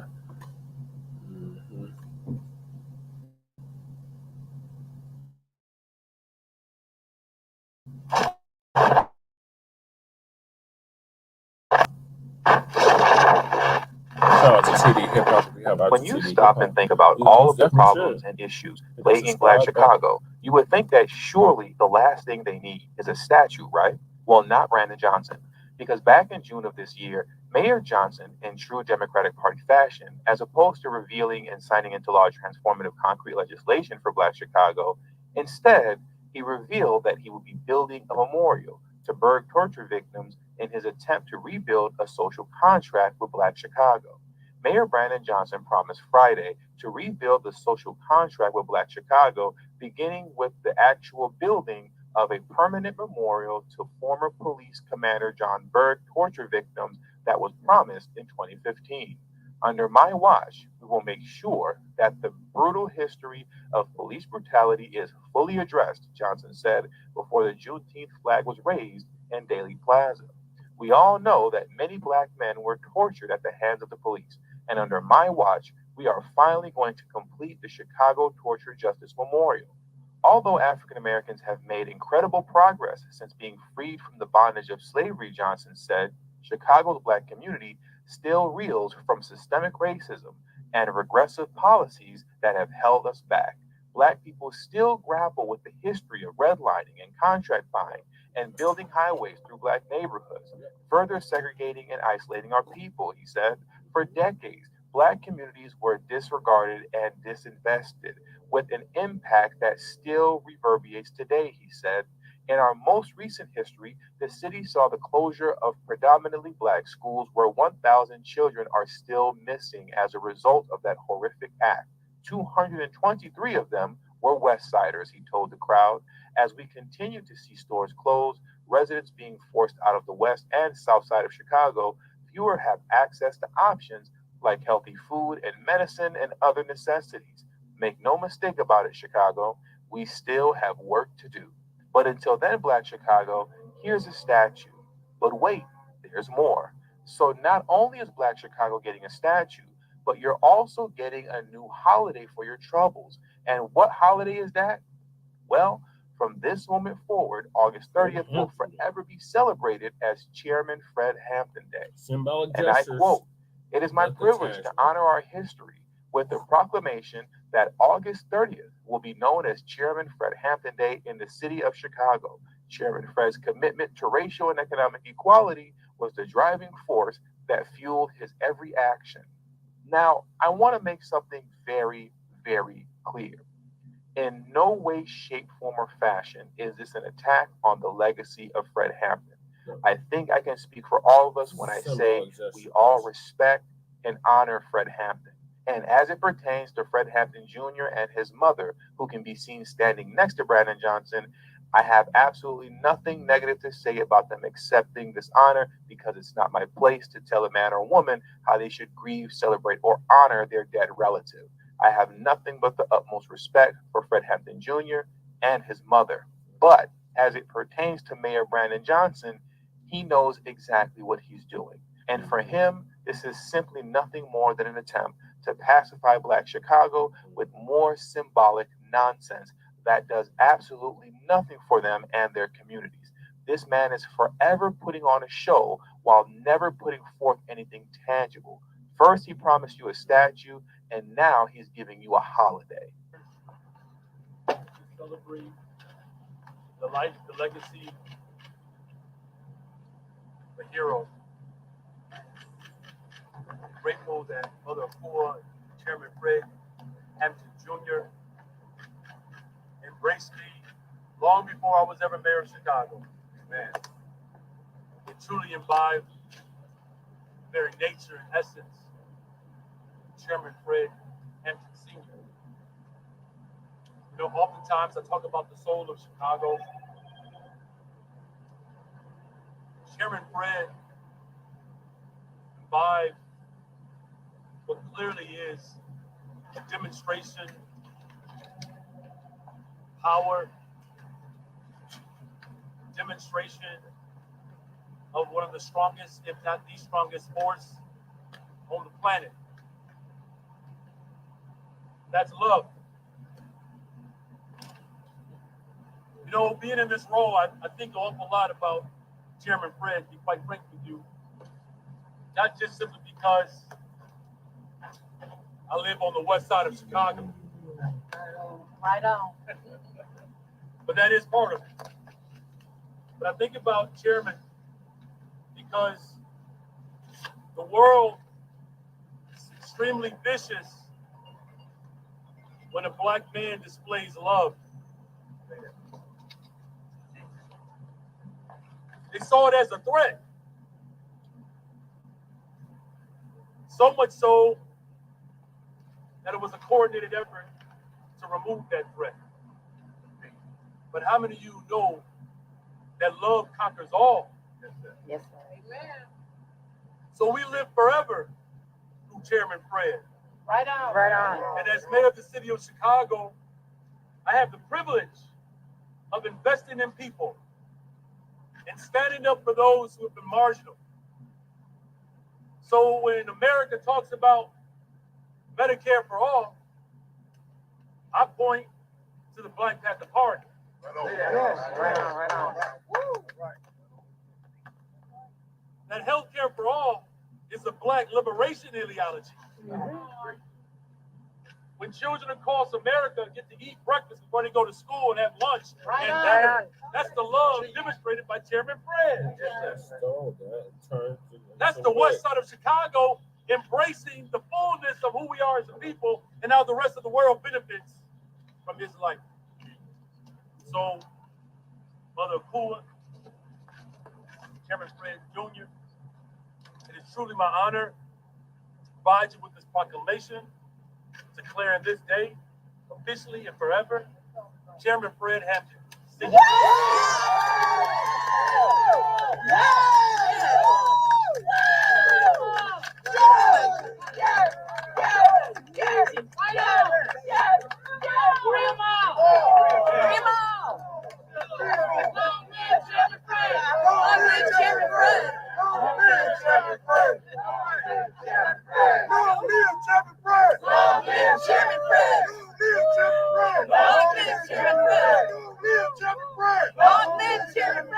Now, in closing, here's my question.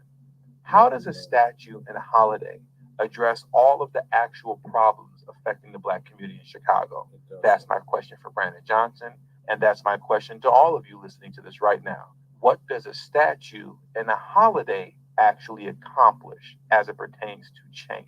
I'll let you all answer that question in the comment section below. And with all that being said, that does it for today's video. So please make sure you hit the subscribe button as well as the bell notification next to the subscribe button so you'll be notified whenever I release a new video. All social media links will be pinned in the comment section below. I also have a Telegram group now, so if you have Telegram, make sure to hit the link in the description box below as well as pinned in the comment section to join my Telegram group. And also, please make sure you text TD Hip Hop to number 33222.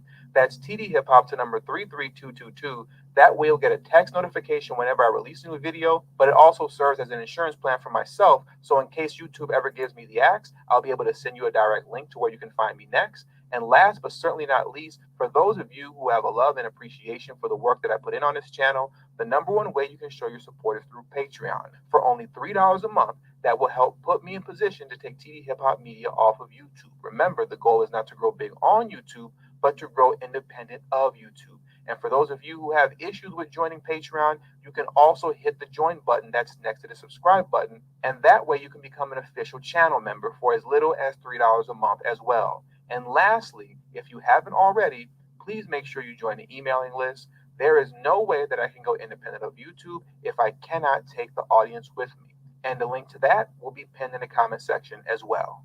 Thank you for your time, and until the next video, peace.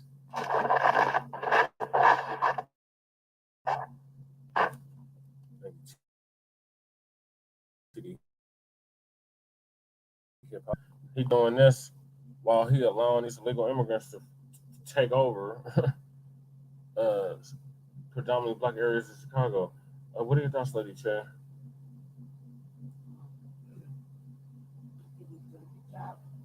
Trying to get it out.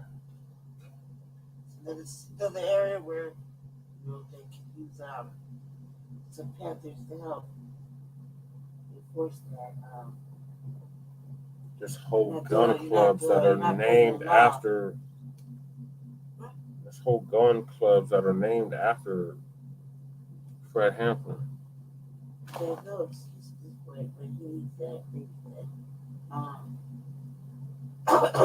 Shout out for trying to fight and break some wrongs. At this point, you know, that they needs help too. Needs help too. Of course, Black Chicago will stand up because they've been saying it's been even more recent. I mean, it's been happening. It's not unusual. I think that they need a little support, encouragement, and some support from us to know that will watch you taking note and applying the same situations here. Yeah. Okay. So let's play another clip from TD Hip Hop, and it's about how Johnson, in one breath, does his symbolic gestures to the Black community, and in the other breath, he neglects the tension between Black Chicago and the illegal immigrants.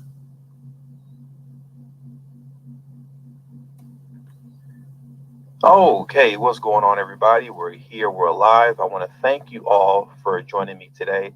And if you can hear me clearly, please drop a 1 in the live chat. Once again, if you can hear me clearly, please drop a 1 in the live chat, and then we can get today's show started.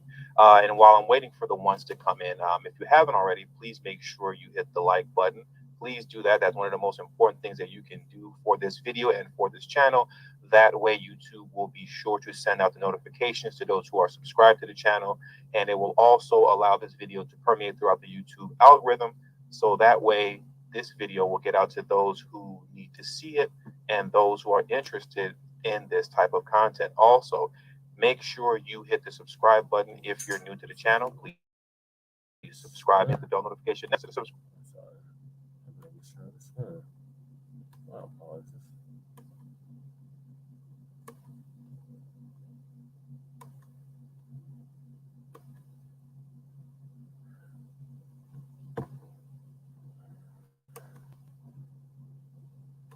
Subscribe button, and also make sure you share this video out on your social media platforms as well, not just to let people know that I'm live, but it also has the same effect with the YouTube algorithm. So I see the ones are starting to come in, so now we can get today's show started. So excuse me, as you can see, today's show live stream is titled Brandon Johnson, Mayor Neglects Tension Between Black Chicago and Migrants. And as you saw, the title within the thumbnail of the video is Brandon Johnson is Scared to Tell the Truth. Now, last time I did a stream on Chicago, well, I've done a couple of streams, but one of the last times I did a stream on what's happening with the current so-called migrant crisis, which is a Joe Biden-made migrant crisis, right?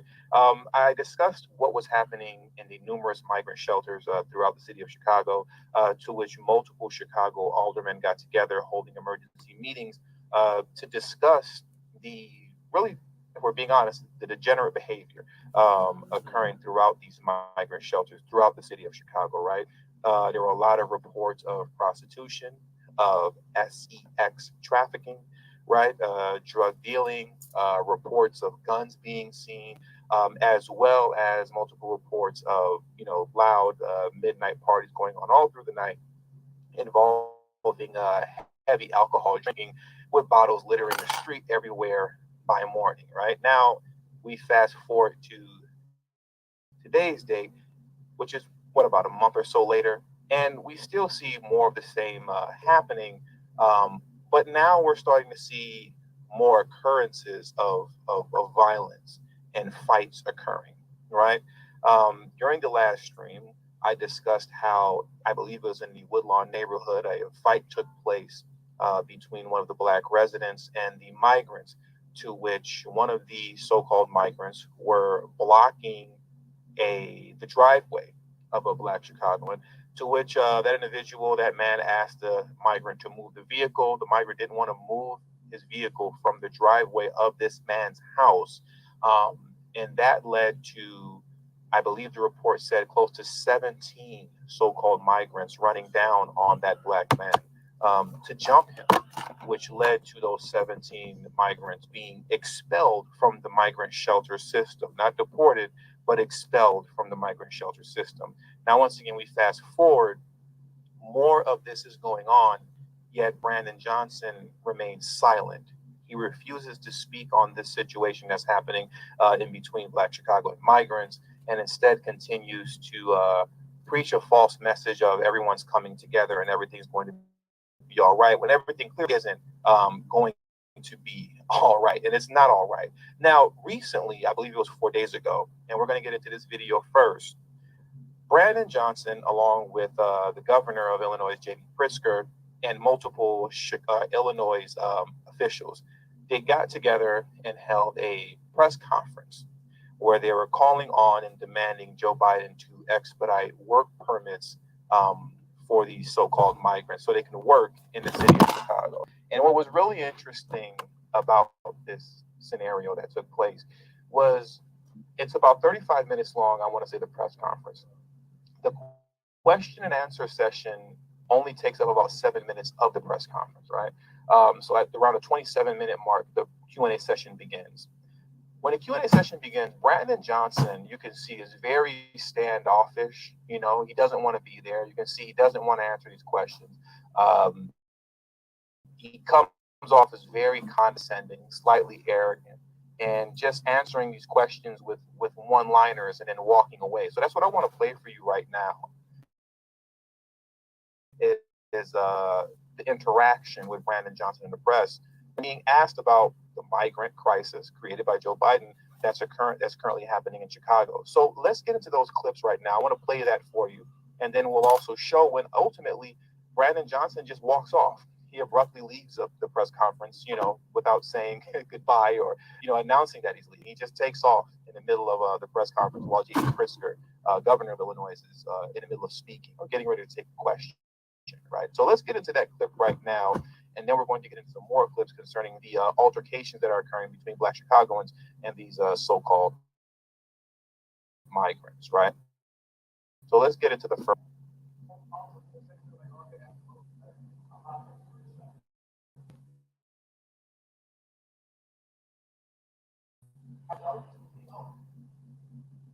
And also, very quickly, I'll rewind it back. That was only 11 seconds, but it's really hard to hear the questions being asked. But to be honest, the questions that are being asked are irrelevant. You know, it's really about Brandon Johnson's response and his standoffishness and just being really condescending and arrogant, right, with his answers. So here, we'll start that over and let's get into it.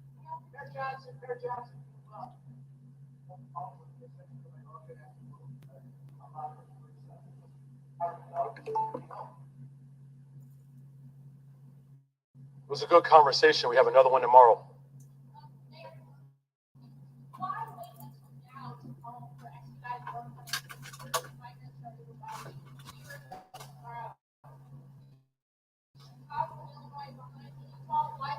Chicago and Illinois is working together. I became mayor 107 days ago.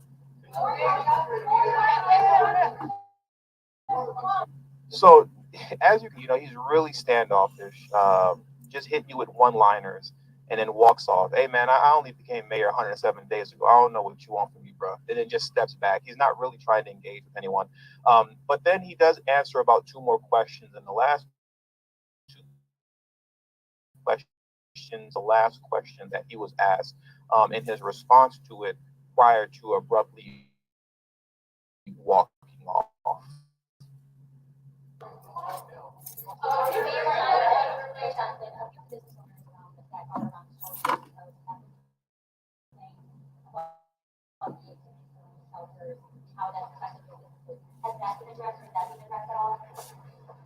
We're addressing all of it. And, you know, again, the number of families that could help grow our economy, quite frankly, that number is endless.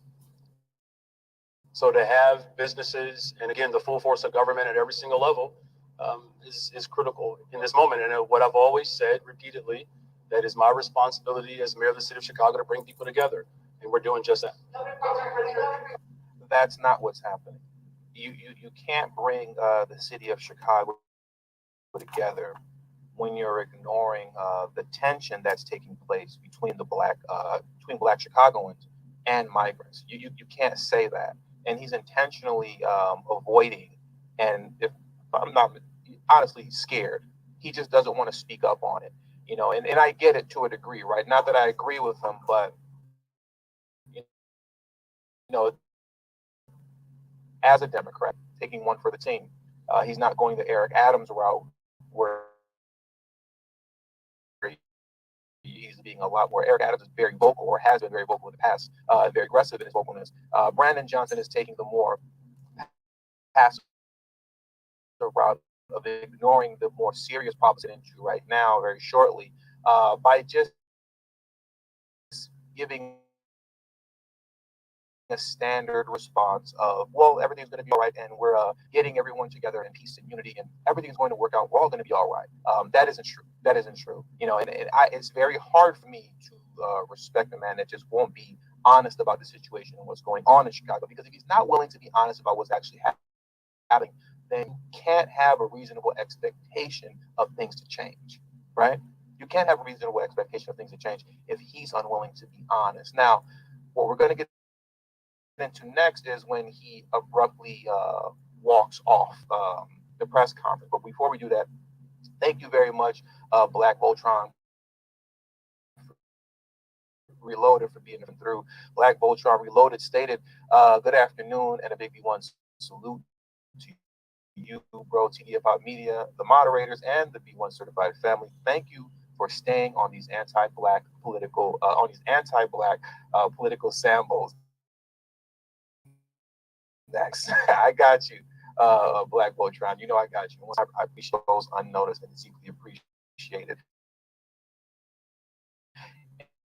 And also, you know, a big shout out to my man Torian Rain Reloaded. I just seen him in here. What's going on, Torian? Big shout out to Torian for being in the building, or I should say being in the stream today. So now let's get into the next portion of this press conference where you see Brandon Johnson abruptly walks off, right? As we've seen so far, he doesn't really want to be there. He's not really trying to answer any questions, right?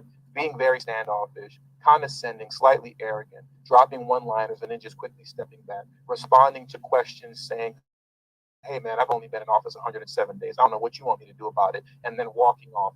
And now what we're going to see next is J.B. Pritzker is in the middle of being asked questions. And then Brandon Johnson just abruptly takes off in the middle of the press conference while reporters still have a multitude of questions to ask him. So that you're asking me, why are they doing that? I can only tell you it's a political maneuver on their part and indicative of the partisan nature of what the other party is. Now, I just have to, just so you see what's happening. Brandon Johnson is on the right-hand side, right? That little shoulder that you see sticking out. And very soon what you're going to see is everyone in the back, they're all going to turn simultaneously because that's when Brandon Johnson just abruptly leaves. Is talking about on immigration, they just... Yeah.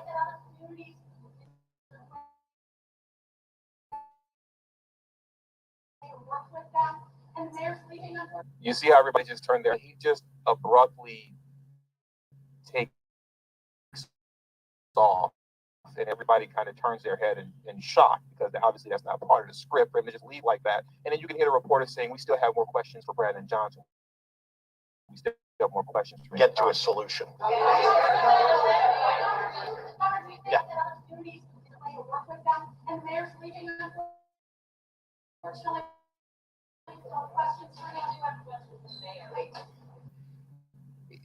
He doesn't want to face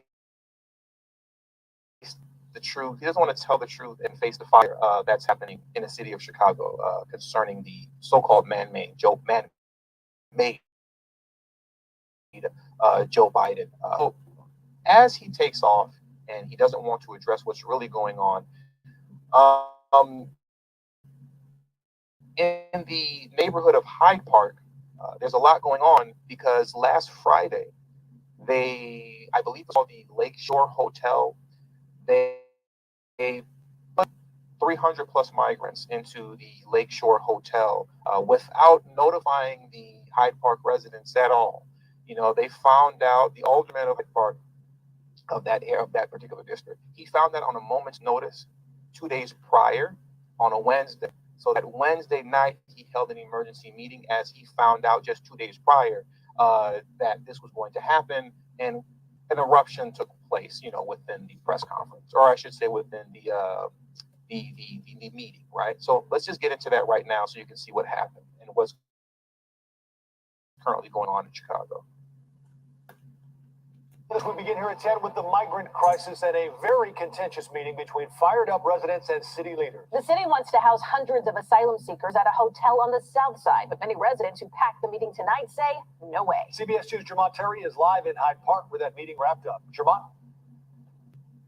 Joe and Erica, the city says 2 more busloads of migrants arrived to the city just today. It's one reason why the city says shelters are needed to house 250 people or more at once. But the way that those in this community found out about this leaves just a bad taste in their mouth. In less than a week, this hotel off Dusable Lakeshore Drive will soon house 300 migrants. And those living in Hyde Park, like Emmanuel Jackson, can't understand why. I think it's a basic issue of notification and respect. If these type of wide changes are being made in the community in which we live, we should know about them. And that's why hundreds packed this community meeting. Fifth Ward Alderman Desmond Yancey called the community together. I just got presented with this on Wednesday. After He just got presented with it 2 days before it was scheduled to happen. So Brandon Johnson and JB Pritzker couldn't even bother to let this man know, with at least, a few weeks time ahead of him to actually prepare his ward for what's prepared to happen. Literally at moment's notice, he's told, hey, this is what's happening. We're putting these migrants over here at the Lakeshore Hotel in your neighborhood, and good luck with all that. And now comes the emergency meeting.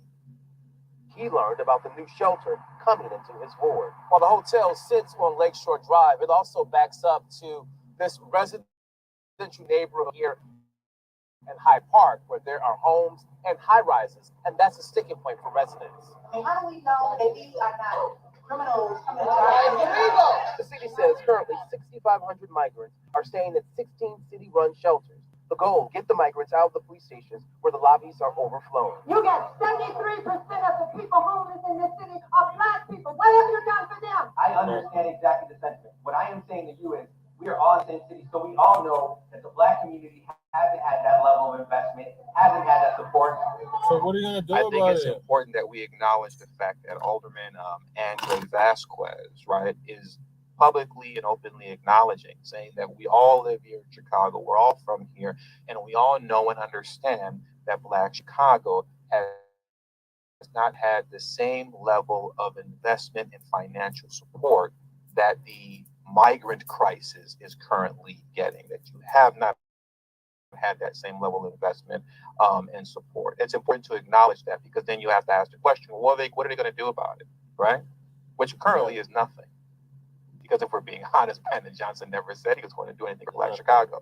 He was always very open and vocal prior to becoming mayor about how he was going to take care of the migrants, and he was going to make sure he was going to do everything in his power to make sure they have a smooth transition. He never said that he was going to do anything for Black Chicago. Those words never came out of his mouth, right? But here is Alderman Andre Vasquez openly acknowledging the fact that Black Chicago has been neglected in the past and therefore continues to be neglected today. So when you see these things and you have stuff like this on a record, you have to be able to use these to hold these guys accountable, right? So there that is. And before we continue on, shout out to Black Logic. I appreciate your contribution to today's stream. Black Logic is the second person to contribute to today's show. You're not on camera? No, not on camera today, Black Logic. Not today. On Wednesday, live stream, I will be. If you haven't already, please hit the like button. Please hit the like button if you have not already. If you're new to the channel, please make sure you subscribe to the channel as well and share this video out on your social media platform. Now let's carry on now to the next set of videos. Let me finish this one out before we get into the actual altercations that are occurring in Chicago, right? Let's finish this one out. We have existing people that also need housing. Mostly families will occupy the two-level hotel. The city revealed Wednesday night migrants have been staying in some rooms since the spring, but now they will occupy the entire building. Our building is getting a new grocery store. That we got public notification on that 3 months ago. So you're gonna change an actual hotel into a shelter and not tell anybody? So, like he said, Our neighborhood's getting a new grocery store. We were notified about that 3 months ahead of time.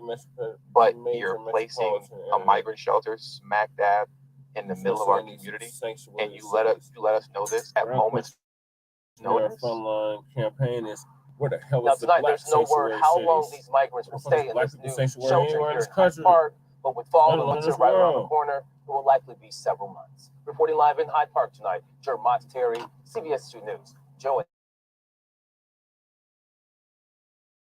Erica. All right, Jermont, thank you. None of these shelters are going to be temporary. All right, let's just have that understanding.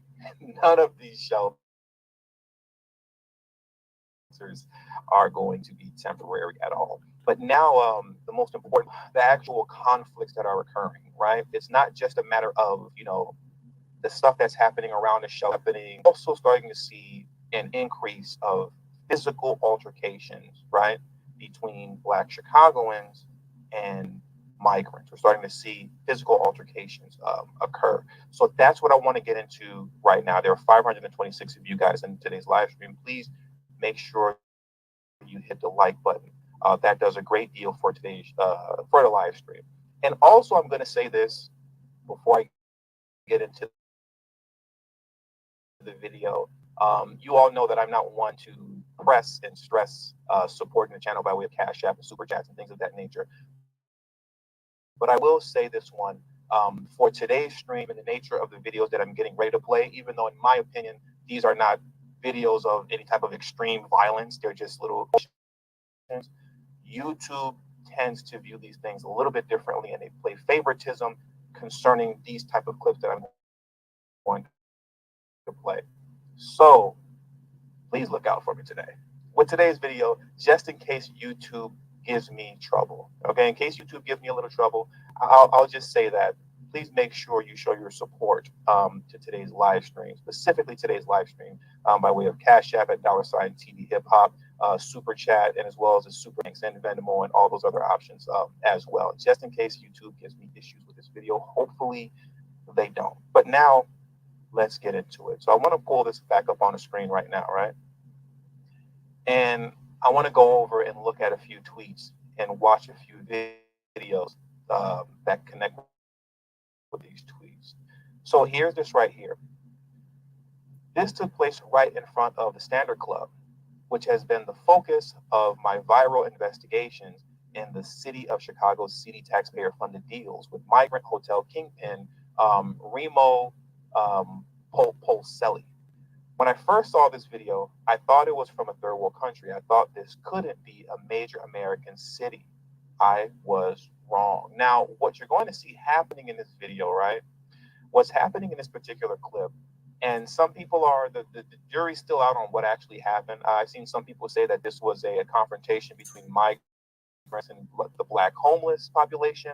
I'm not sure if the Black homeless population or if it's just a brother who found himself in the mix of these so-called migrants. But the point that I'm making here is that I'm noticing and seeing a pattern from the first altercation that I was made aware of that happened in Woodlawn, where the 17 migrants that came out of the Woodlawn shelter attempted to jump one brother who just asked them to move the car away from their driveway, and then they tried to jump him. Now you're starting to see multiple situations are starting to pile up in which we have brothers that are getting caught, for lack of better words, if I may use slang, they're getting caught lacking, right? They're getting caught lacking, and they're finding themselves by themselves in a situation where they're surrounded by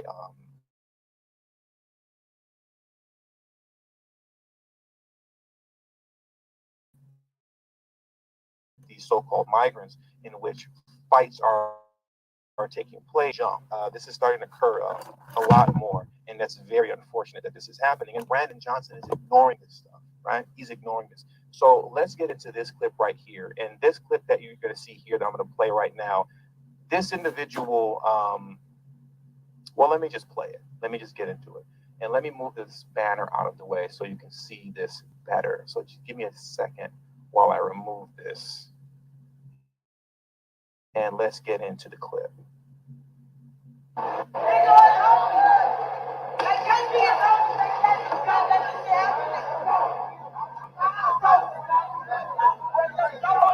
So as you can see, there's some sort of altercation going on. You can hear the brother yelling, let's go, let's go. Some sort of fight or whatever is getting ready to happen. And the brother's by himself and is just surrounded, right? You know, he's by himself and he's surrounded. And what you're going to see now is that he's going to walk away. He's going to walk off. And the moment he turns his back and he walks off, these so-called migrants start throwing glass bottles at him, trying to hit him with it. Ve el café, el café. El café, el café.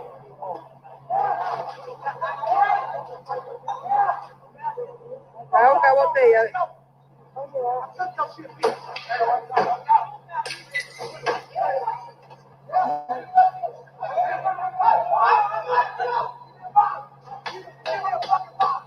Ah, el carro, ven. They're throwing mad bottles at this brother.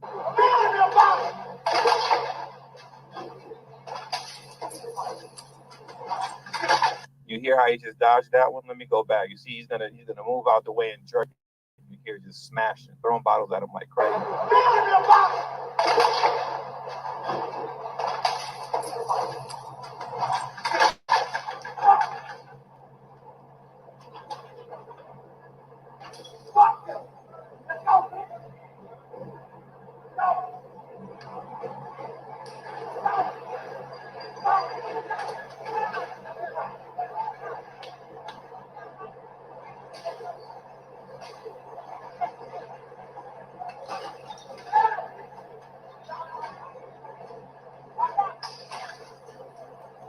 She's over here ducking behind the cars as bottles are still being smashed or still being thrown at them, and you know you're hearing them smash on the ground.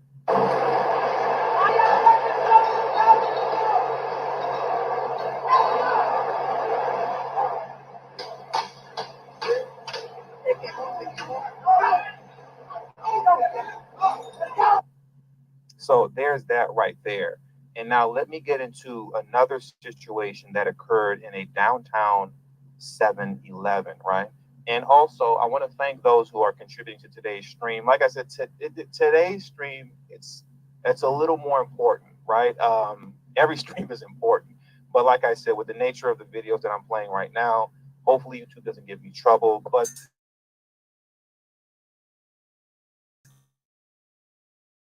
when you're playing videos like this of so sensitive issues, hopefully they won't, but the financial contributions to today's stream is needed a little bit more than normal, just in case, you know, just to look out for your brother. So I just want to say thank you very much to Brian S. on Cash App. Thank you very much to Eric S. on Cash App. Thank you very much to Trenton Makes on Cash App. And thank you very much, Brandon G. On Cash App as well. And also thank you very much, Cutthroat Nash, for coming through like always. Start blowing I can't say that. But thank you very much, Cutthroat Nash. Thank you very much, Cutthroat Nash. And also thank you very much, Walter Wilborn. Thank you very much, Walter, and everybody for contributing to today's stream. Thank you very much to everyone contributing to today's stream. So now let's get into the next clip. And also shout out to Val Williams as well. Thank you very much, Val Williams. And all there are 736 of you in the live stream right now. Please hit the like button if you have not already. Please hit the like button if you have not already. And thank you very much, Greg W. on Cash App. Now let's get into the next clip as well, right? Let's get into the next clip as well. And this is a situation that occurred in downtown Chicago, in which there was a fight that took place in a 7-Eleven or outside of a 7-Eleven when some so-called migrants, right? They went into the 7-Eleven, they attempted to steal, and then what occurred from there is that the Black staff members that are working in the 7-Eleven, they tried to stop them and ultimately ended up getting jumped, right? That's essentially what happened. Before I get into that here, I'll just pull this tweet up for you very quickly, just so we can give proper credit where credit is due concerning these kind of things, right? So as you see, Jamal Green is a reference, and the tweet reads, "It is a disaster. You talk about politics and votes rather than dignity and safety. Migrants looting downtown right now in Chicago. The migrants are stealing out of a 7-Eleven. When the Black staff tried to stop them, they were attacked and others jumped in. Taxpayers were forced to spend $400 million so far to deal with this crisis. We need a real plan. It's ridiculous at this point." So let's get into this video right here of that situation that took place.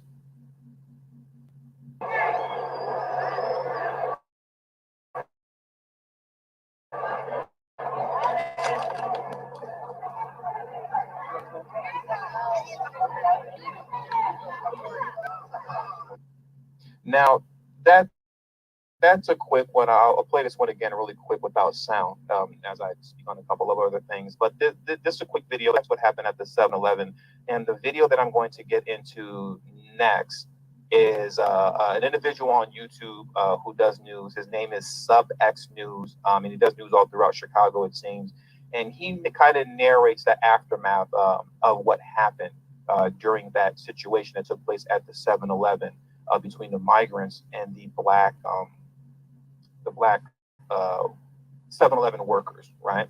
So let's get into that clip right now. And also thank you very much, Carla Locker, for always coming. Thank you, Carla, for coming through on today's live stream. I deeply appreciate you. You know I do, Carla. So now let's get into this video right here.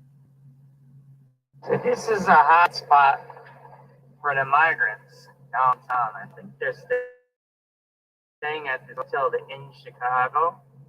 As you see, they ain't got nothing to do. They're congregating. Right? They congregate over there, right?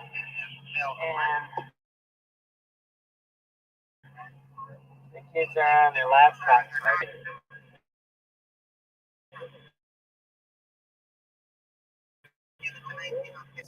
Housing for the migrants, they're having it here, right? Right? You see that, right? They're all over there congregating there, right?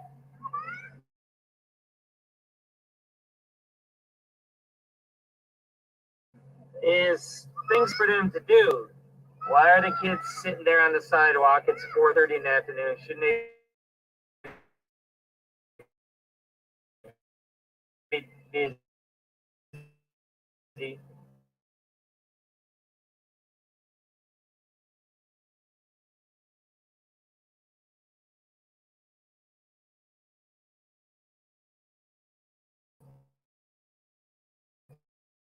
The adults should maybe with some either citizenship class or whatever it may be.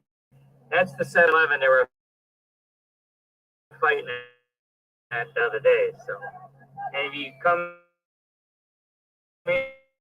here at night, there's actually groups of people here that hang out. So it's pretty big because you figure downtown Chicago, and this is this you could call this River North, probably. It's a little River North. It's a little mixed, little border. This is historically, they usually hang out right here in that alley there. So the thing I guess that I'm getting into is, again, we've spent all this money and I get housing and food, but we got to start talking about what are they going to be doing. You can't just be letting them hang out, because then that's when trouble happens, right? So there you go. Report from downtown. The migrants at the Chicago Inn. There's a fight here the other day at the 7-Eleven, and as you've seen, there's not really anything that the city. So as you can see, Chicago. Meanwhile, Brandon Johnson is refusing physical altercations that are taking place, the fights, destruction. He's pretending as if it's constant. I remember back when the residents of Woodlawn into their community, where a high school was taken over, they were worried, scared, and nervous, and were very much against the show. I'm anti-immigrant, but because they were scared of people who have not been properly vetted, all of a sudden being placed in their community, and exactly what they were at Chicago, more or less, on doing. The reports of prostitution, there's reports of sex trafficking, and nothing's being done about it. And the mayor can't do anything serious about it, let alone take care of the actual Black Chicago residents, right? What is he doing to invest in Black neighborhoods in Chicago? Nothing. To get these neighborhoods to where they need to be? Nothing. He won't even refers to, and that's what we're left to assume he's talking about Black Chicago, right? Because that's how benign neglect works, where you're left to assume. But whenever he speaks on Black Chicago, allegedly, I assume, right, he refers to Black Chicago as historically disinvested communities. He always says that, historically disinvested communities. He won't even utter the words Black neighborhood, right? He won't even utter the word Black Chicago. But then again, why is that even an expectation when he told you from the jump? As you can see here, and I'm going to forever reference this article here, Chicago mayoral candidate Brandon Johnson unveils plan to support migrants. He wasn't even the mayor yet. He was the mayoral candidate. He told you off top who he was going to prioritize, and he never, ever, ever said Blacc Chicago was on that priority list. Not one time did he say that. So this shouldn't be too much of a surprise that this is going on, but at the same time, something needs to be done. This man needs to be held accountable, and I think it's important as I end the stream out to end it on that level. Going back to Cutthroat Nash's, I see he just super chatted again. Thank you very much, brother. Going back to what Cutthroat Nash originally said, the original super chat that I didn't want to read off publicly, but y'all know what he said. You got to defend yourself. Don't get it twisted. Defend yourself at all times by any means necessary. But what I don't want us to do is fall into the trap at giving more energy to the so-called migrants than to the actual politicians. Because that's a trap that's easy to fall into. That's a trap that's easy to fall into. When you find yourself in a situation, defend yourself by any means necessary. But don't ever fall into the trap of where you take your eyes off of Brandon Johnson and the aldermen and the politicians that have allowed this to happen. Because ultimately, it's only them that can resolve the issue. To a degree, it's only them. To a degree, it's only them. But realistically, it's only them. You got to get them out of the pain. You got to hold them accountable. You got to make them feel it. And I'll also say this in closing as well, because it's something that I was thinking about before the live stream started. As I've covered what's been going on in Chicago, as well as what's going on in New York, right? I have a lot of respect for Eric Adams. Though I have my strong critiques of Eric Adams, I got a lot of respect for Eric Adams because at least he's not silent about what's going on in New York, right? And some of you that maybe live in New York, you might say otherwise, because maybe there are things that I'm just not aware of. But at least Eric Adams will pull up. Eric Adams will speak out. He'll pull up. He'll come to the little community meetings. He won't allow you to shout him down. He'll stand up for himself. But from what I've seen, Eric Adams will pull up and he'll be very vocal towards the Biden administration and things of that nature. Whereas you see with Brandon Johnson, he just kind of fades to the back. He doesn't want any smoke. He doesn't want to deal with what's actually going on in Chicago. He doesn't want to be honest and tell the truth about the situation. He's just kind of pretending like nothing's happening, right? So, I got a lot more respect for Eric Adams than I do for Brandon Johnson. So now, in closing, I just want to thank a few of you for coming through today. I really appreciate it. I really appreciate it. Miss Black Panther said migrants should be deported if they are destructive or violent. I 100% agree. I think it's completely ridiculous that in that situation in Woodlawn, you had 17 migrants that attempted to jump one man, and instead of being deported, they just simply got kicked out of the shelter system. That's crazy. Shout out to Black Voltron Reloaded. I appreciate you, brother, for doubling down on the support of today's stream. You've got a ton of time wasting trolls in the chat room. TD, could you please hand me a wrench so that I can clean them out of here? I'll hold you down. I'll throw you a wrench, after the stream. I don't know. I can't do it right now from the StreamYards area where I'm at right now. Shout out to Cliff for the super sticker. Thank you very much, brother. I appreciate that. And please, if you haven't already, please hit the like button. There were 700 plus of you in here earlier. There are currently 658 of you in here right now. Please hit the like button if you haven't already. That does a great deal for getting the message out and the video out. And also, lastly, thank you, John Gullery, who always shows love on a super chat, also showed love on the Cash App. And thank you very much, Greg W, for showing love on the Cash App as well. And thank you very much for Black Voltron coming. Says, y'all Black folks out there in Chicago, New York, East, down South, had better get these political those of us out here in third world California. 100% correct. You gotta get them in order out there, and that's why I make sure to put these videos out, to put these politicians on blast. And once again, I have to say in closing, we got to make sure that we're keeping our energy properly focused on Eric Adams. I mean, on Eric Adams in New York, but Brandon Johnson, J.B. Pritzker, and the actual politicians in Illinois and in Chicago.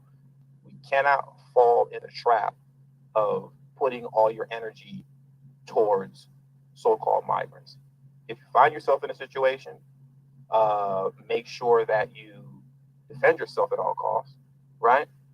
Make sure you do that. If you find yourself in a bogus situation, but outside of the need to defend yourself, when that situation occurs where you have to defend yourself, we got to make sure we keep the focus where it needs to be, and that's on Brandon Johnson, that's on J.B. Pritzker, and that's on your aldermen, and that's on all your political officials, that's on Joe Biden, it's on the Democratic Party, because ultimately they are the reason that all of this has come to fruition and has come to be. So, with all that being said, thank you all for joining me on today's live stream. I'm going to shut this one down for today. I appreciate you all for the support that you showed today. I deeply, deeply appreciate it. I gave my little kind of call to action to help me out with today's stream particularly, and you all showed up. Hopefully YouTube doesn't give me any issues, but trust me when I tell you I'm very humbled and appreciative at how you all showed up in today's live stream and showed love. So that does it for today's show. Hit the like button on your way out, and I will catch you all on Wednesday. After the stream is over, you will be redirected to Wednesday's live stream, in which I'll be discussing Kamala Harris, Black history, and how she does not care about slavery, right? That's what I'll be getting into Wednesday's live stream. And big shout out to my big homie, Mo Fax. I see you, brother, and I'll catch you all later. Peace.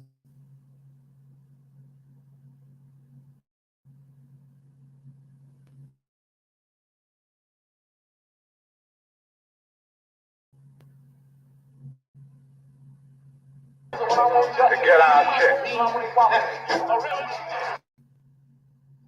Black first, my brothers and my sisters, welcome to the Afro Elite YouTube channel. I am your host, Afro Elite. And before we get started, please make sure that you guys, please make sure that you guys hit that subscribe button, hit the notification bell. Let me move my microphone up a little bit closer. Hit that subscribe button, hit that notification bell. We are so close to 10K. We are so very close to 10K, and it's all because of us. It's all because we're working together and we're doing stuff together as a family, as a group, as a unit. Push my microphone back a little bit. Shout out to, we got a lot of people in the building already. Beverly Gunn, B1 to you, Beverly.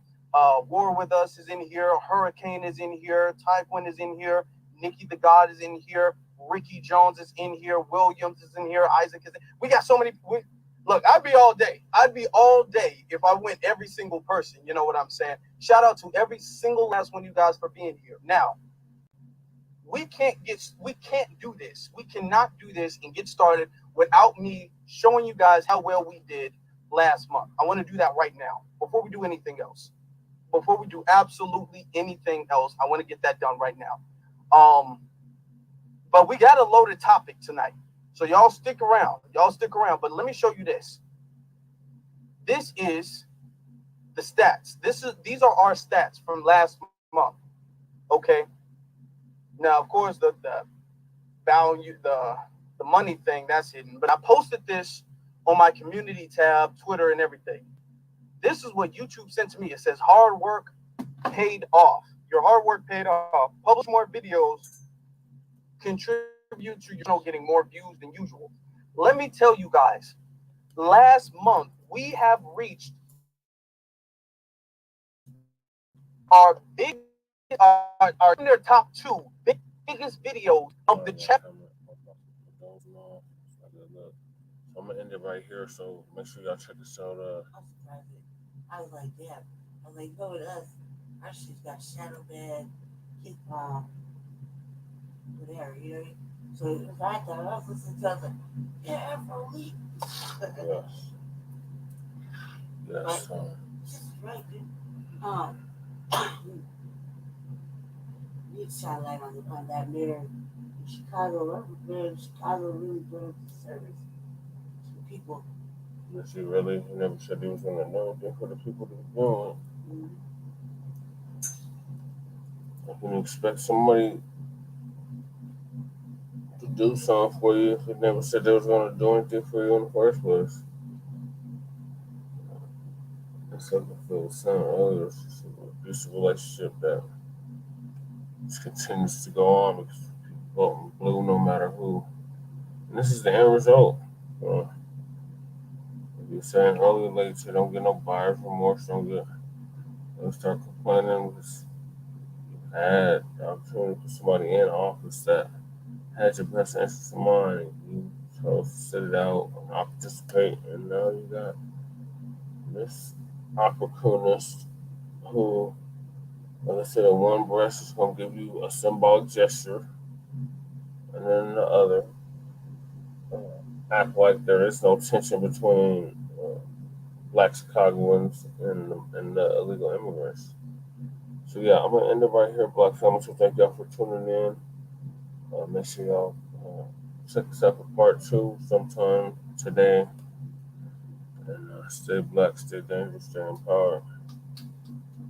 We'll see y'all on part 2. Peace.